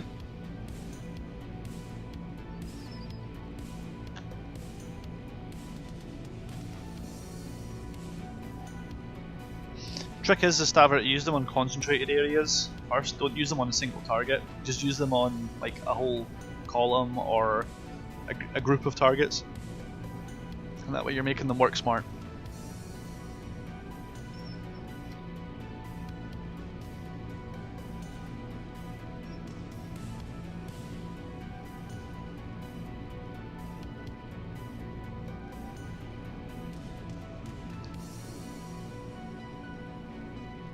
So I'm going to take a heading of slightly left of slightly right, of course, so that I eventually intercept the needle.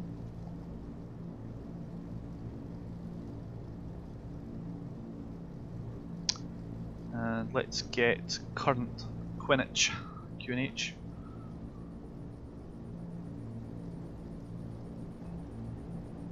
Yeah, they're pretty handy.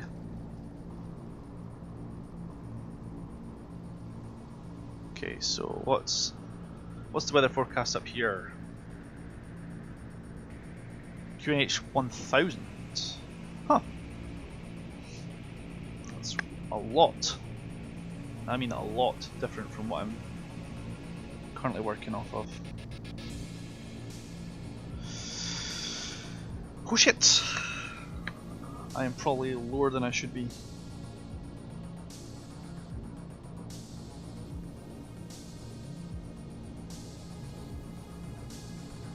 QNH is 1029.5. Alright. Let's see what that does to things. Oh Jesus. I'm low. I'm super, super low.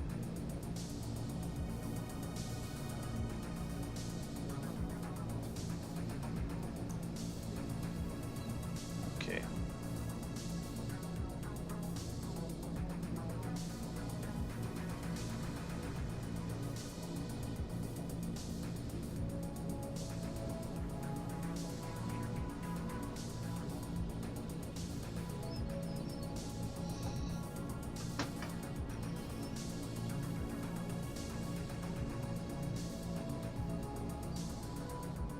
I'm glad visibility is improving as I get closer, because there's a lot of mountainous terrain I'm about to be crossing for the foreseeable 40 odd miles or so. Yeah, we're 40 miles to go. I'm going to try and bear slightly right of these because some of the mountains are a little bit narrower. And if I do this right, there might actually be a valley I can kind of hop through to cross to the other side. I like the way the crowds are straight ahead rather than over here, so I may take advantage of that. Just take a slightly right, of course, and then I should be able to follow like one of the river valleys in. Should decrease my visibility issues.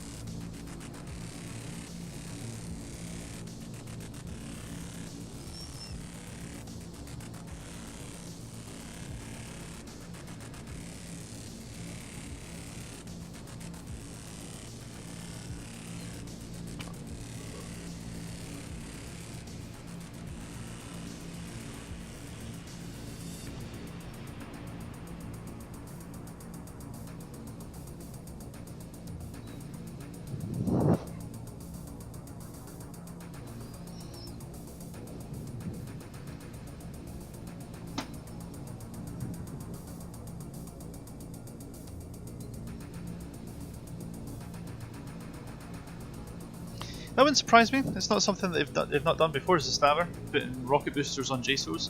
The Navy did that with laser guided bombs. They did they took a, I think it was I want to say a Mark 82, and basically turned it into a laser guided bomb with the correct nose and tail kit. And then they put a rocket motor on the end and called it the AGM 123 Skipper. And I hear that's done.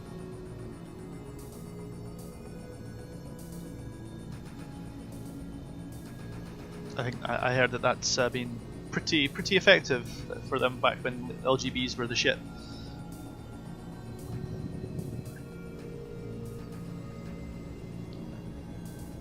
Usually I believe the way they were used back then was, or back when they were first coming around. Yeah, basically, it's pay by 2 with a rocket in the ass. Basically, as I understand it, the A6s were trained to use it mostly, so what they would have is they'd have one A6 carry them and another A6 do the lasing. And literally you would just have an A6 launch them, turn away, and then another A6 would fly sort of 90 degrees to the target and just laze the spot that it wanted to hit. It worked out pretty good, I'm told. It just gave the glide bomb that little bit more distance, you know. You could have the A6 way down on the deck and just pull up, loft it, and slice away. Very clever. Putting them on the side of a JDAM or an SDB or something like that, or a JSOW makes a lot of sense. If you can find a way of doing it without it being totally curable as fuck, then yeah, why not, right?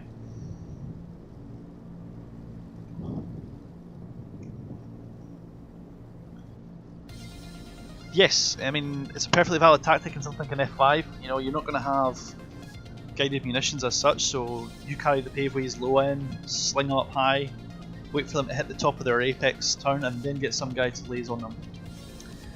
Because if you do it too low, what ends up happening is while it's skipping along, it starts nosing down towards the target, which means you kind of cut off its glide path. Whereas if you wait till it gets up high and then start gliding up and nose down, then you get a very effective long distance glide out of it. So what you're aiming to do is aim it so that the loft would basically by and large make it hit roughly the zone anyway, and then the LGV just kind of fine tunes it, puts it down the chute. So what you should be aiming to do with a lofting attack is at least making it so that... Well, that's the thing, Zestaver, if you can loft dumb bombs to a point where they'll land in the same area as your target, even if they don't hit precisely, then the LGV's just finished the job, you know? So you should be getting to a point, if you're going to loft paveways, start by lofting bombs, and getting to the point where you feel that if it wasn't for the fact that they're not laser guided, you'd totally have hit that. If you can get to that point of comfort, then you are well and truly on your way to just finishing the job with a set of LGVs and a guy with a soft lamb or a targeting pod. Well, yeah, that's not really lofting though if he's at 35,000 feet. I mean, well, sorry, that's lofting. I'm talking about dive tossing, where you dive down, you're under the mountains, and then you're on the way up, you release, and then what happens is the missile, the bomb just gets lofted over the edge of the hill. At which point, then you laser it. A dive toss and a loft are slightly different. The theory is the same, the altitudes are different, you know. And I think dive tossing is a much cooler idea, to be honest. You can carry a shit ton of smash in at the dive, pull up, 4Gs, you know, just at the 45-degree point, release the weapon. But yeah, so when you're lofting, you're up at altitude, and it's pretty arbitrary what altitude, to be honest. If you're way up at altitude and you're lofting, you're just kind of chucking it like that, whereas if you're zooming down and then coming back up, you get a huge amount of energy from that dive itself that you give to the bomb. And on release, when you loft it up, it'll arc away for miles. It'll go a long, long way. But you've got the benefit of having terrain to hide to slice the aircraft back away from. So if you've got mountains to hide behind, then you can dive back under the mountains without having to deal with SAMs and shit. Very, very handy. And certainly, if you're going to practice lofting, that's, although it's got its own risks, it's probably, I would say, one of the best ways to do it. Yeah, you can do it with dumb bombs. I mean, dive tossing and lofting, we've been doing it. I've been around since Korea and Vietnam. Dive tossing with a sight like on the F5 can be done, and it can be done with a good enough degree of accuracy that you can probably drop a sticky bomb and guarantee at least one of them is going to land. I mean, with dive tossing dumb bombs, you don't drop one. You drop 2, maybe even 4 bombs in a set. You drop a stick of bombs with that. Yeah, I mean, if you've got the flight hours, you're gonna have the time, you know. It's the same idea as, you know, your firing drills and your trigger time. If you've got more trigger time on an M4 than you do an AK-47, you're instantly going to be better with the M4. You know, I'm sure you can understand that as a former infantryman now, as a Saver. That's the nearest advantage I can probably explain to you. You may prefer one or the other as a matter of training. If you spend more time on one or the other, you will develop a preference.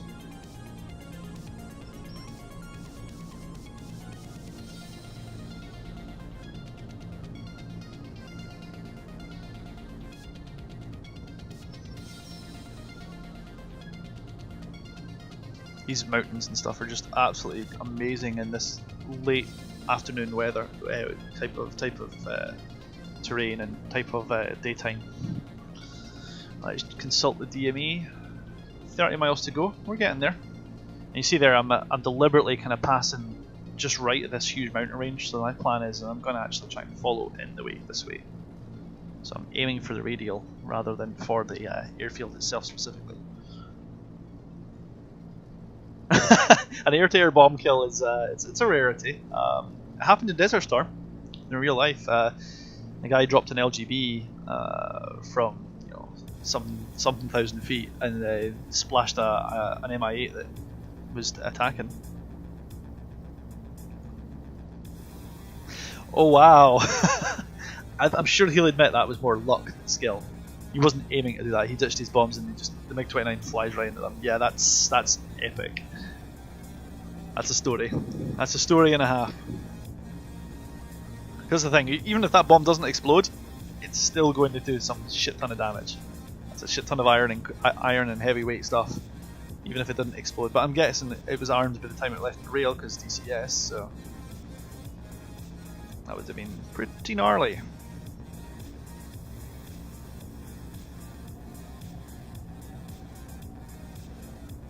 Oh, multi-kill with a bomb. That's epic. That's nice.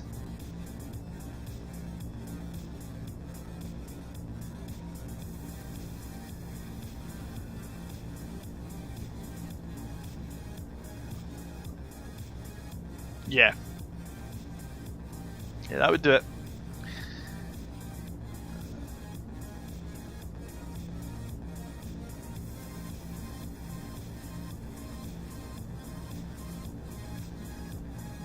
Engines are running a little hot, let's cool them down. Pop open the air cowls. There we go, let the heat dump out.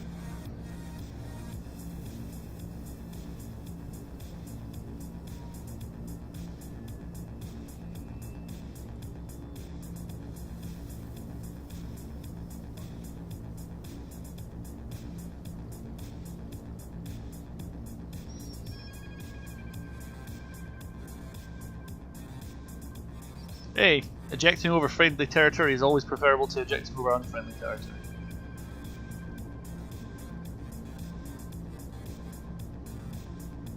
So I can already tell we're roughly halfway to the point where I would want to be making my turn into the valley. So that, yeah, just seeing as how we've got these DME arcs here. Let me explain my plan to you here. I'm not flying over this mountain to land because this distance here is way too short to make a descent. So my plan is to intercept this radial here and just start making a gentle descent through this valley. You see how there's higher mountains on either side, so this must be a valley. And that means I should be able to see the landing area long before I need to.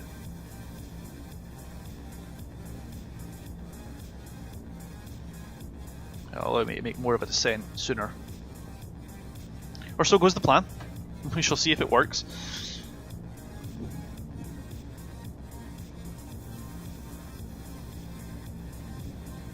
There you go. And to be fair, the blast wave is going to rip the rotors off you quite easily. That's an interesting idea, yeah. Air-to-air kill with a paveway. Yeah, I'll do it.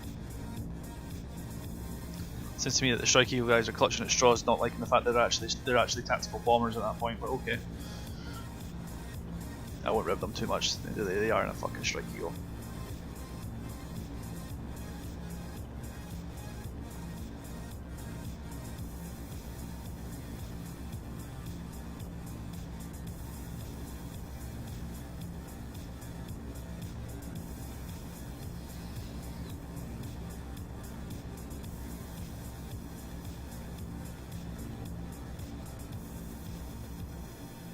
Okay.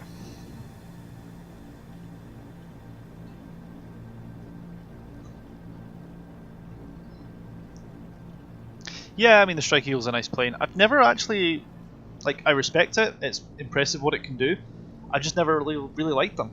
I've just never got on with the concept of the Strike Eagle. I don't even like the F-15 at all. I just don't consider it a nice aircraft. I'm more of an F-16 than an F-15 guy, but ironically, figure this out if you will, I actually like the F4 more than the F-16 as well, and that was McDonnell Douglas's previous aircraft before the F-15, so go figure, huh?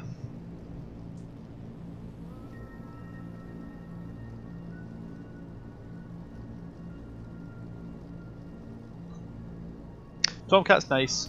I like the F-14. I still prefer the F-4. The F-4 is my favourite aircraft. But I'm going to be getting a Tomcat from DCS in the next month or two, hopefully. And the F4 is supposedly arriving at the end of the year. I doubt that somehow, but if it does, then I ain't going to complain. That's awesome. Those 2 aircraft are day 1 purchases, because I trust Heatblur, and I know Belsimtech have done a good job with the Hornet, so I trust them to do a good job with the F4. Okay, we're going to start entering clouds soon, I think. Yeah, no, I don't know if I would call the F14 3rd gen. Early 4th gen, in my opinion. Because the F4, F14, F15, F16, all developed late 60s, early 70s. The F4, employed as a 3rd generation aircraft, was put out in the 50s. That's quite a generational difference. So I personally consider the F14 like the first wave of the 3rd generation aircraft, and things like your F16s and your F18s the last generation of your generation 4. Maybe you could even say the Typhoon is the last generation 4 aircraft. Your 5th generation aircraft, you'd be talking F22, and if you don't think of the Typhoon as a generation 4 aircraft, you'll have to consider it a generation 5 aircraft. Then your current generation your current generation stuff. Yeah, okay, Zastaver, I'll give you that. That'll do. That's. I don't like this 3.5, 4.5 bullshit, or 5+ or any of that nonsense. It either is a quantum leap in aerodynamics or it's not. It's a little bit of an aerodynamics upgrade. No, it's not enough. That's polishing a turd at the end of the day, as far as I'm concerned. But that's just where I'm at. Okay, we're gonna have to start paying attention to altitude, and we're gonna have to start paying attention because we're gonna be dealing with lots of clouds. These clouds are messing with my frame rate, which makes me sad. Well, actually, what's messing with the frame rate is these windows about, aren't they?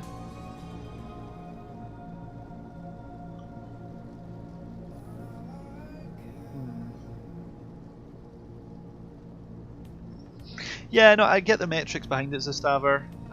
It's an ugly reference. I mean, you've upgraded a 3rd generation to 4th generation standards. You can call it 3.5 gen.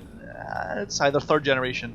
It's either still stuck in 3rd generation performance capabilities, or you've upgraded it to a 4th generation aircraft.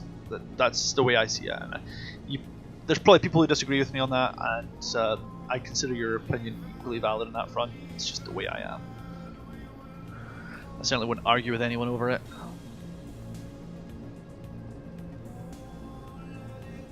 Like I said, I'm just not a fan of this. I can understand people talking about 3rd, 4th, 5th generation aircraft. I just don't get into this, 4th plus or 4.5 generations and all that. It just seems like an awful lot like buzzword bingo, if you know what I mean. Okay, we're going to make a slight correction turn here to shave this down a bit.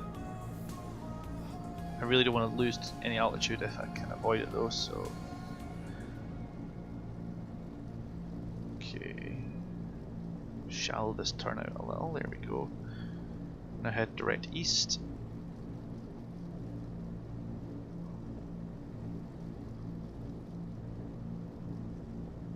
There we go.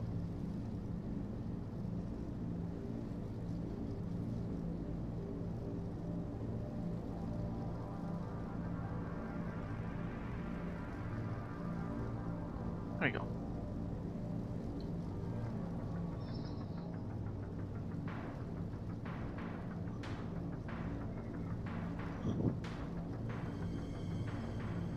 Using the DME 17 miles outbound. I'm going to have to start thinking about descent soon, but I'm not doing that until I'm on this radial, so I'm going to follow this line here.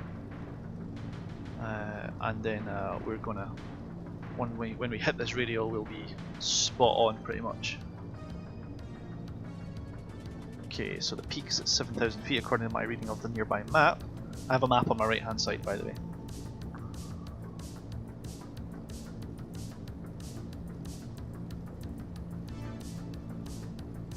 Well, you see, Zastaver, one of the considerations there was the Eurofighter.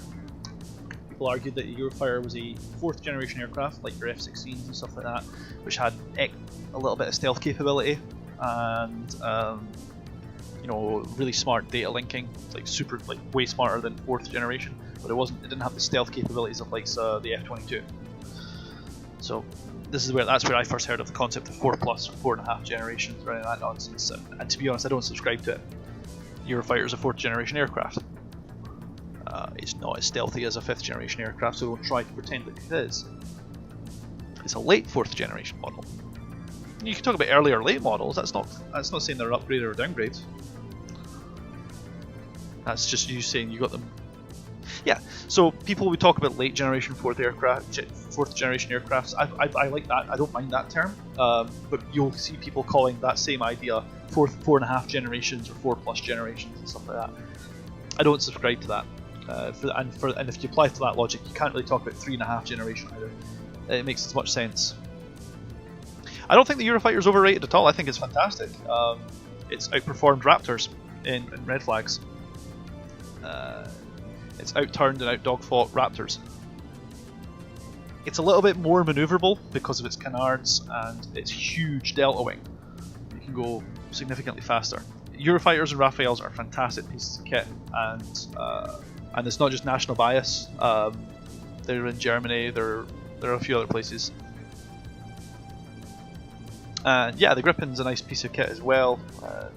But yeah, no, the Europanzer project, I haven't read enough about it. I saw the article, I haven't got around to reading it yet.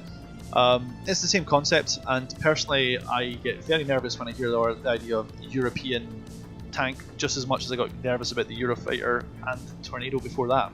I'm sorry, but it's just something that makes me nervous. I'm going to have to climb a little bit, I think, because we're coming very close to some mountains. Actually, you know what, I'm just going to bear rightly slightly, because I can just about make out, see that mountain top there? I can just about make this going down the way here, so make a slight turn. Zastaver, that doesn't surprise me, but that's more of a statement on the German Air Force rather than the Eurofighter itself. Because the RAF still runs Typhoons. They're going to continue running them until the F-35 turns up. So, you know, we're maintaining them, we're looking after ours, and we're still flying them. You know, we're going up at least once a week, intercepting Russian bears that are doing overflights. These articles are in the paper. You can find them if you're interested.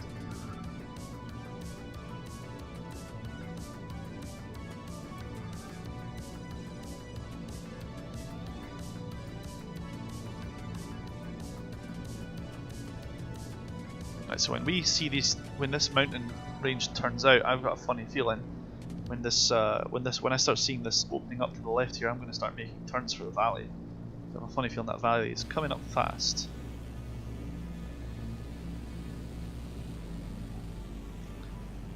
I have to start paying attention hardcore now. Concentration mode intensifies. And I know I recognise this arete on the map. We should be seeing it left. We should be seeing it opening up a little bit, and there should be a river below this mountain range.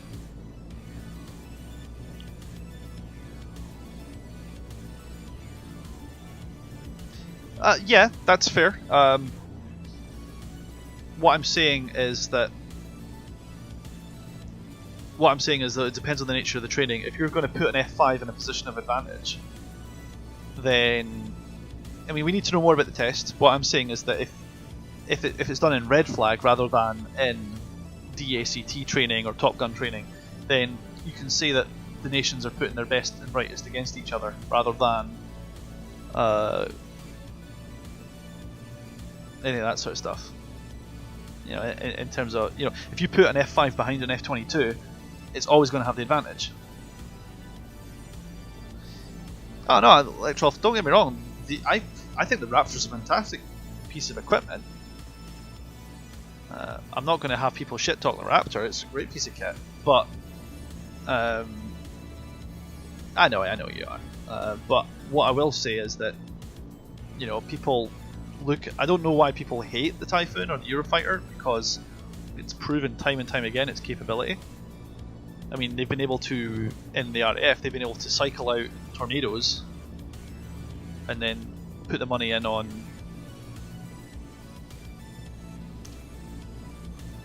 Yeah, it's jealousy. That's what it is. You know, the Eurofighter's a fantastic piece of kit. I'm very happy with it. I've seen the way it's performed.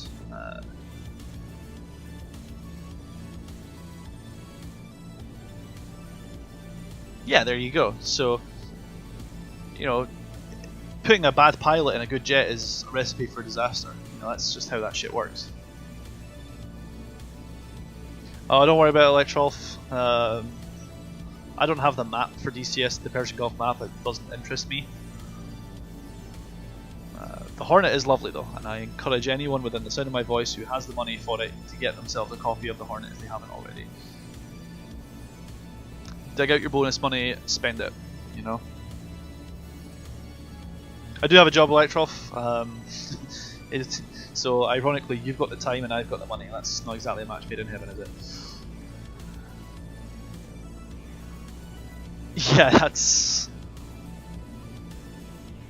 a fun one there for you there as a stabber, isn't it? That's definite bragging rights, absolutely. And I feel sorry for the F-22 pilot that got his ass ganked by an F-5. That's gonna sting. It's gonna burn when he pees at night, you know. Okay, I'm a little off of the approach actually on this, so I'm just going to take a right turn very carefully. So now I'm having to find myself turning, looking into the corners to make sure I don't push myself into a freaking mountain. And we are going to take a little power out of the aircraft because I'm trying to make it descend, not climb.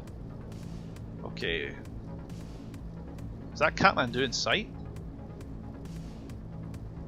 Oh shit, it is.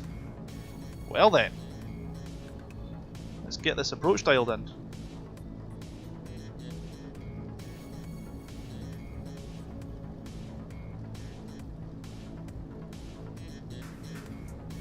Okay, let's put a slight descent on this.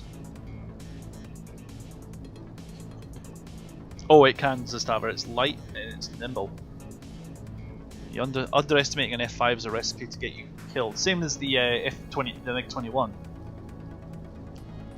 You know, fail to appreciate it at your peril, you know.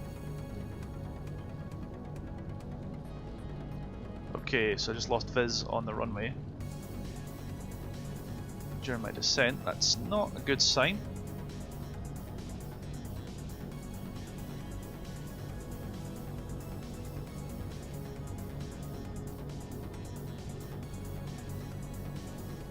I'm not going to go below 5,000 feet right now because I know that there's mountains up ahead that can easily come up and meet me there.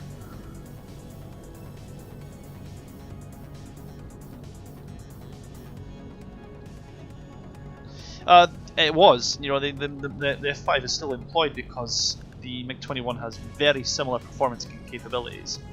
The MiG-21 is a little more hard work to fly, and landing it is interesting, shall we say. But fundamentally it's, you know, what you're saying is true. It's designed for the same idea.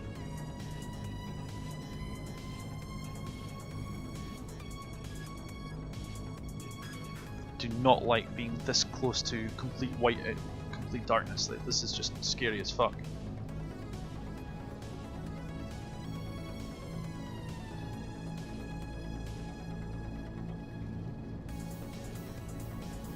Yeah, it does this, Staver. R3Rs and R3Ss. Basically, consider it on par with a Sidewinder that can with a radar seeker on the end.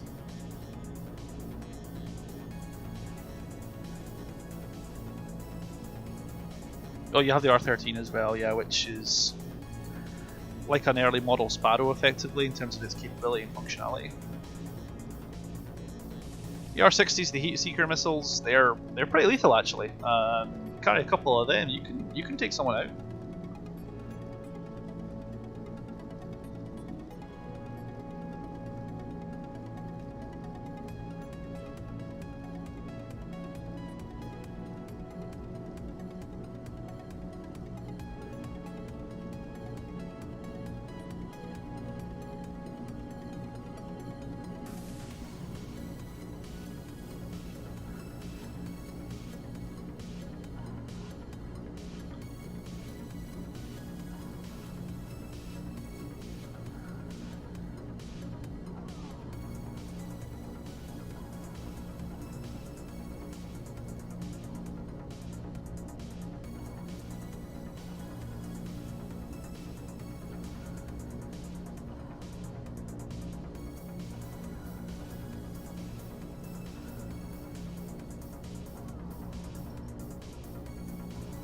do not like this lack of visibility. This is squeaky bum time lights.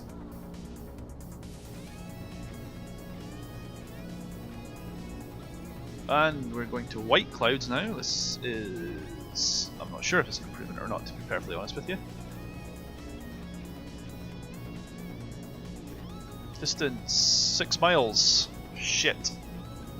I need to descend.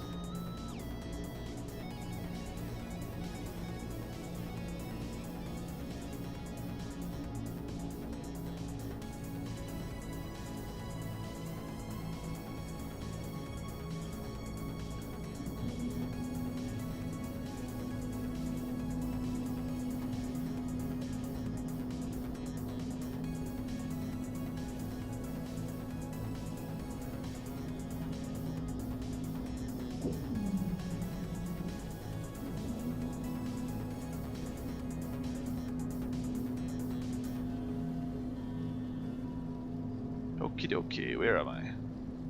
Alright, runway in sight. Thank fucking Christ for that.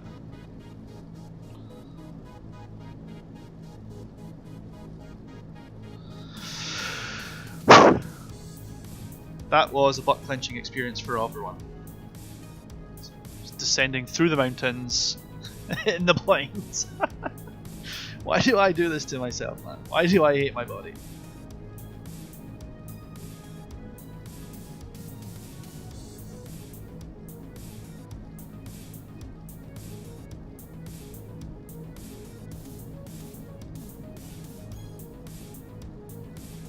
Okay, time to start slowing down. Mixture set to water rinse. Yes, it is. That's the nice thing about this model for the DC3. It's done on bungee cords so that it can shake around without with the rattle from the engines without it affecting the magnetic the rotation of the compass. So you know it's basically to dampen the compass and stop the vibrations for affecting the directional. Very clever, actually. Beautifully simple system to a very complicated problem. Okay, so runway in sight. Absolutely. Just have sometimes the simplest systems are the best. Okay, so I'm slightly right of course. Descent rate is a little fast, but I'm gonna pull up a little, pull the nose up a little. I'm trying to slow this thing down, it just does not want to descend. Or rather, it wants to descend, but it wants to descend fast, which I don't want. I'm not supposed to put the flaps down if I'm under 112 knots. Sorry, 112 miles per hour indicated, which is... well, I'm well inside that's for sure. Alright guys, concentration mode enabled. Chat will be rather difficult for me at the moment, so do bear with me. Just watching that speed come down. Minimum, I'm on like idle throttle, idle RPM. Okay, the speed's coming down, which is good.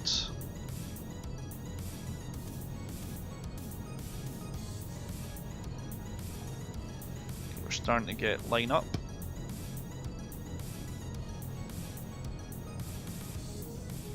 No, we don't want to speed up. Let's arrest that.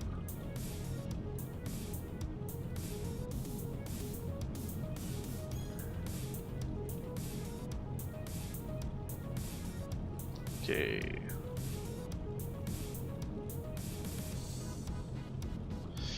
That second ticker is 112 miles per hour.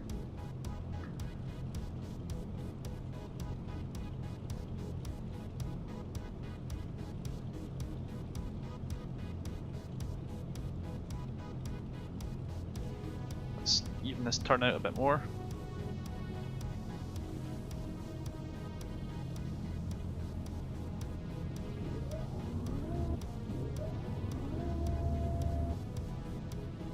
It's going to slow me down quite a bit more now, just flaps out just okay, we're under 112, let's get these flaps out. see a huge pitch up from the flaps coming out. These flaps are ginormous. You will be amazed when you see my landing speed. It'll be like something like 60-70 miles per hour at a push. That'll be considered fast. Right, we'll put the RPMs up fully. So now I'm just playing with throttle. Ooh, that crosswind, man.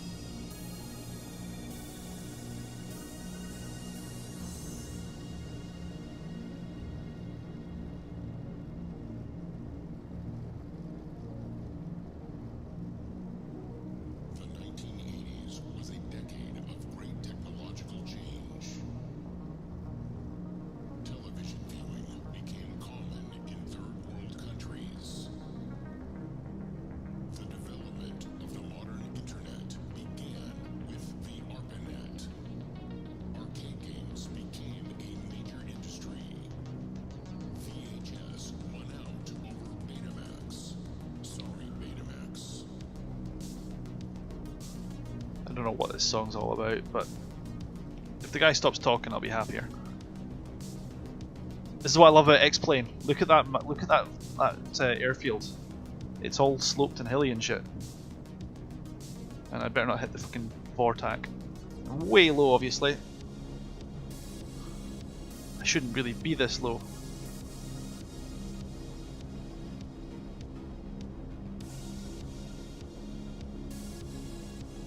Level.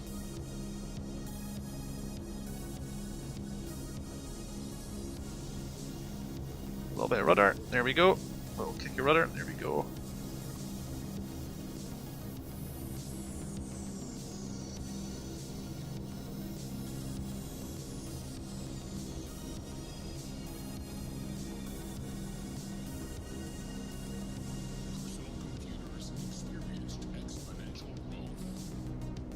And over the threshold, cut the throttle. Flare, flare, flare. Oop, a little bit of a bounce.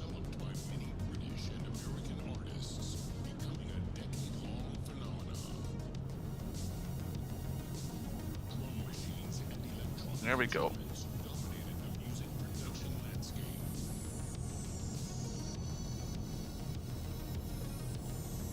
Right, we'll just let that spin continue. I'll authorize that spin.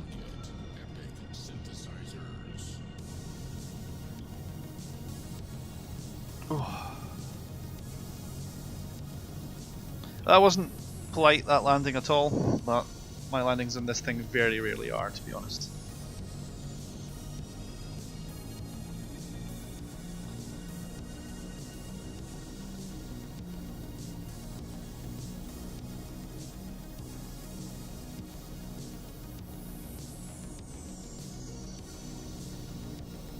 Alright, let's unlock the tail wheel.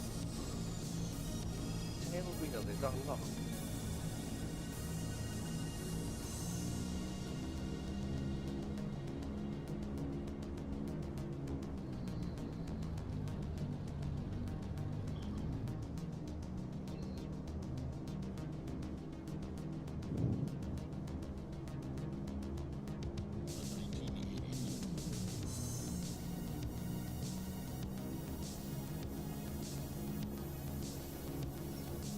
Once I get on the runway again, I can start taxiing for the gate.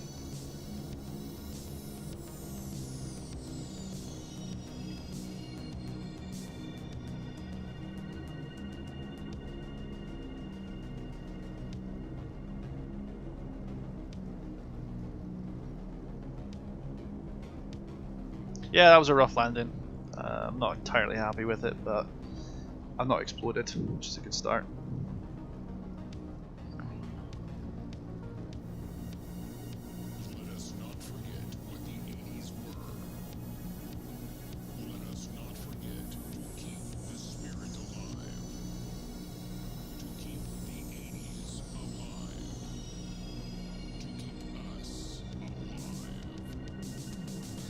Alright, I've had enough of this song. That guy's voice is just really irritating. Shame too, because the rest of the song's pretty good actually. Good fucking bye. I don't care if their stream's almost over, I'm still not listening to that shit.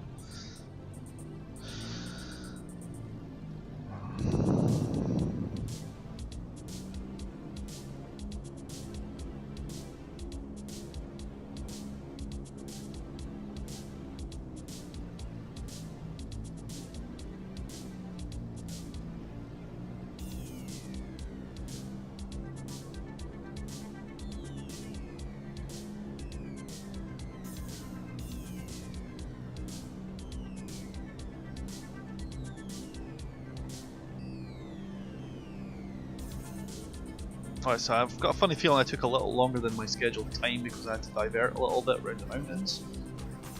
But this shit happens from time to time. That's why you carry extra fuel. And if I could not be drunk when I'm taxiing, that would be great.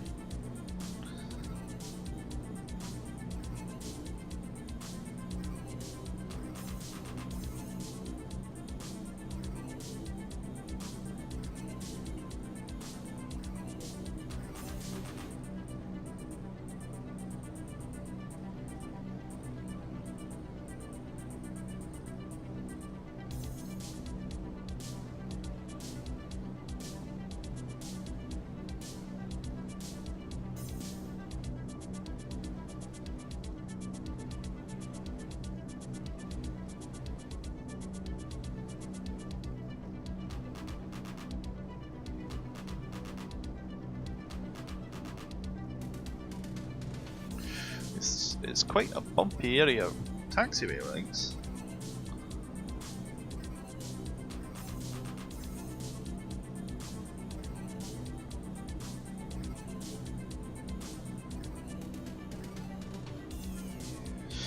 Okay, so the plan after this flight, the next flight I'll be running, I'll have to wait until the weather gets better. I don't know how long that'll be. This time of the year in Nepal is the rainy season. But, well, it's a tail dragger's a staffer. I'm having to do this all with differential braking and rudder control, which on a twist axis stick is pain and misery. So we're just going to call it quits right here. Cut the throttle. There we go, there goes the throttle. Yeah, for some reason those skids still are stuck there, which I'm not a fan of, but that's where we're at. I managed to get them off last time, but I don't have the time to be messing around with them, so maybe just be stuck with the foreseeable future.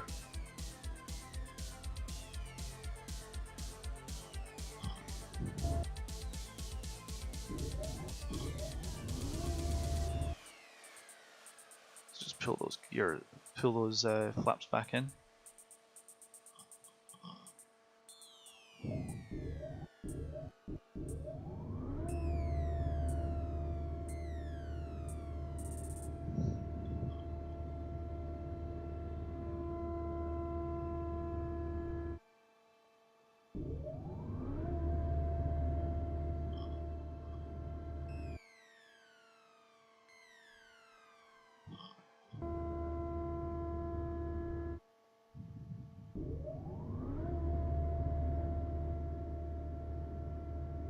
Yeah, I mean those landing flaps. I mean this thing doesn't have speed brakes or spoilers. It's all on the flaps and throttle. So these flaps are ridiculously huge, and they allow me to do short field takeoff and landings. I can take off at 80 miles per hour. I can land at 60. So your landing speeds and your takeoff speeds can be tiny. Like that last ticker at 70 miles per hour is considered stall speed in a clean plane. So with the gear out and the flaps out, I can get to 60 before I really start losing control. When I look at the airspeed there, so it's recommending finals at 85. So I should be landing and taking off around about 80 to 8 miles an hour ish.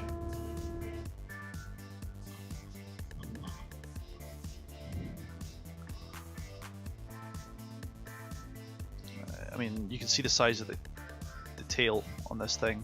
Huge elevators, massive rudder, and pretty big ailerons as well. So every control surface on the DC3 is ginormous. Beautiful plane. Thanks for coming by and watching for a while. Like I said, the game plan for the next run is going to be to Lukla Airport, which is just northeast of Kathmandu, about another hour's worth of flying to Lukla. However, Lukla does not have NDBs or VORs. In fact, there are no NDBs or VORs near it, so I'm going to be having to do that navigation visually. As you can imagine, I'm not a fan of the idea of doing a visual navigation all the way to Lukla in cloud bases, so I'll have to wait until the weather's better. If that means me putting down the cockpit for a week, a day, a month, then sorry. But I'm not going to be playing with the weather artificially. I'm going to take the weather as it stands. So, thanks for stopping by, and I'll be sure to keep an eye out for you in the very near future. Thanks very much for coming by.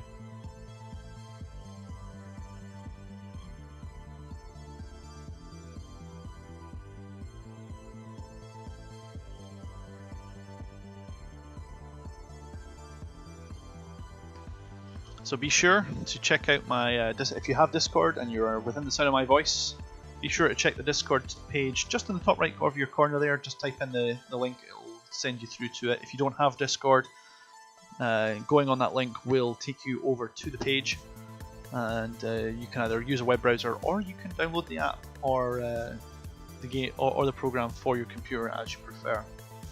It's a great place to chat, hang out with other kennel mates, and it's free for everyone to join. I don't have it's not a subscriber only channel. Anyone within the sound of my voice can drop by and say hi.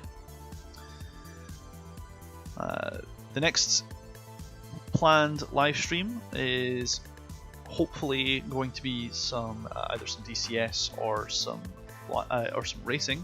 Probably the next day or so. We're looking at taking the Sunday night racing that we were planning on Sunday and shifting it to tonight or tomorrow if we can get that organised in time. If not, I'll be on, but I'll be doing DCS Hornet and see how that goes. I'll catch up with you very near future. Stay on the Discord if you want to keep an eye on when I'm about to go live streaming. I always make my announcements there when I'm coming on. I'll let the song play out and then I'll be gone. Catch you later.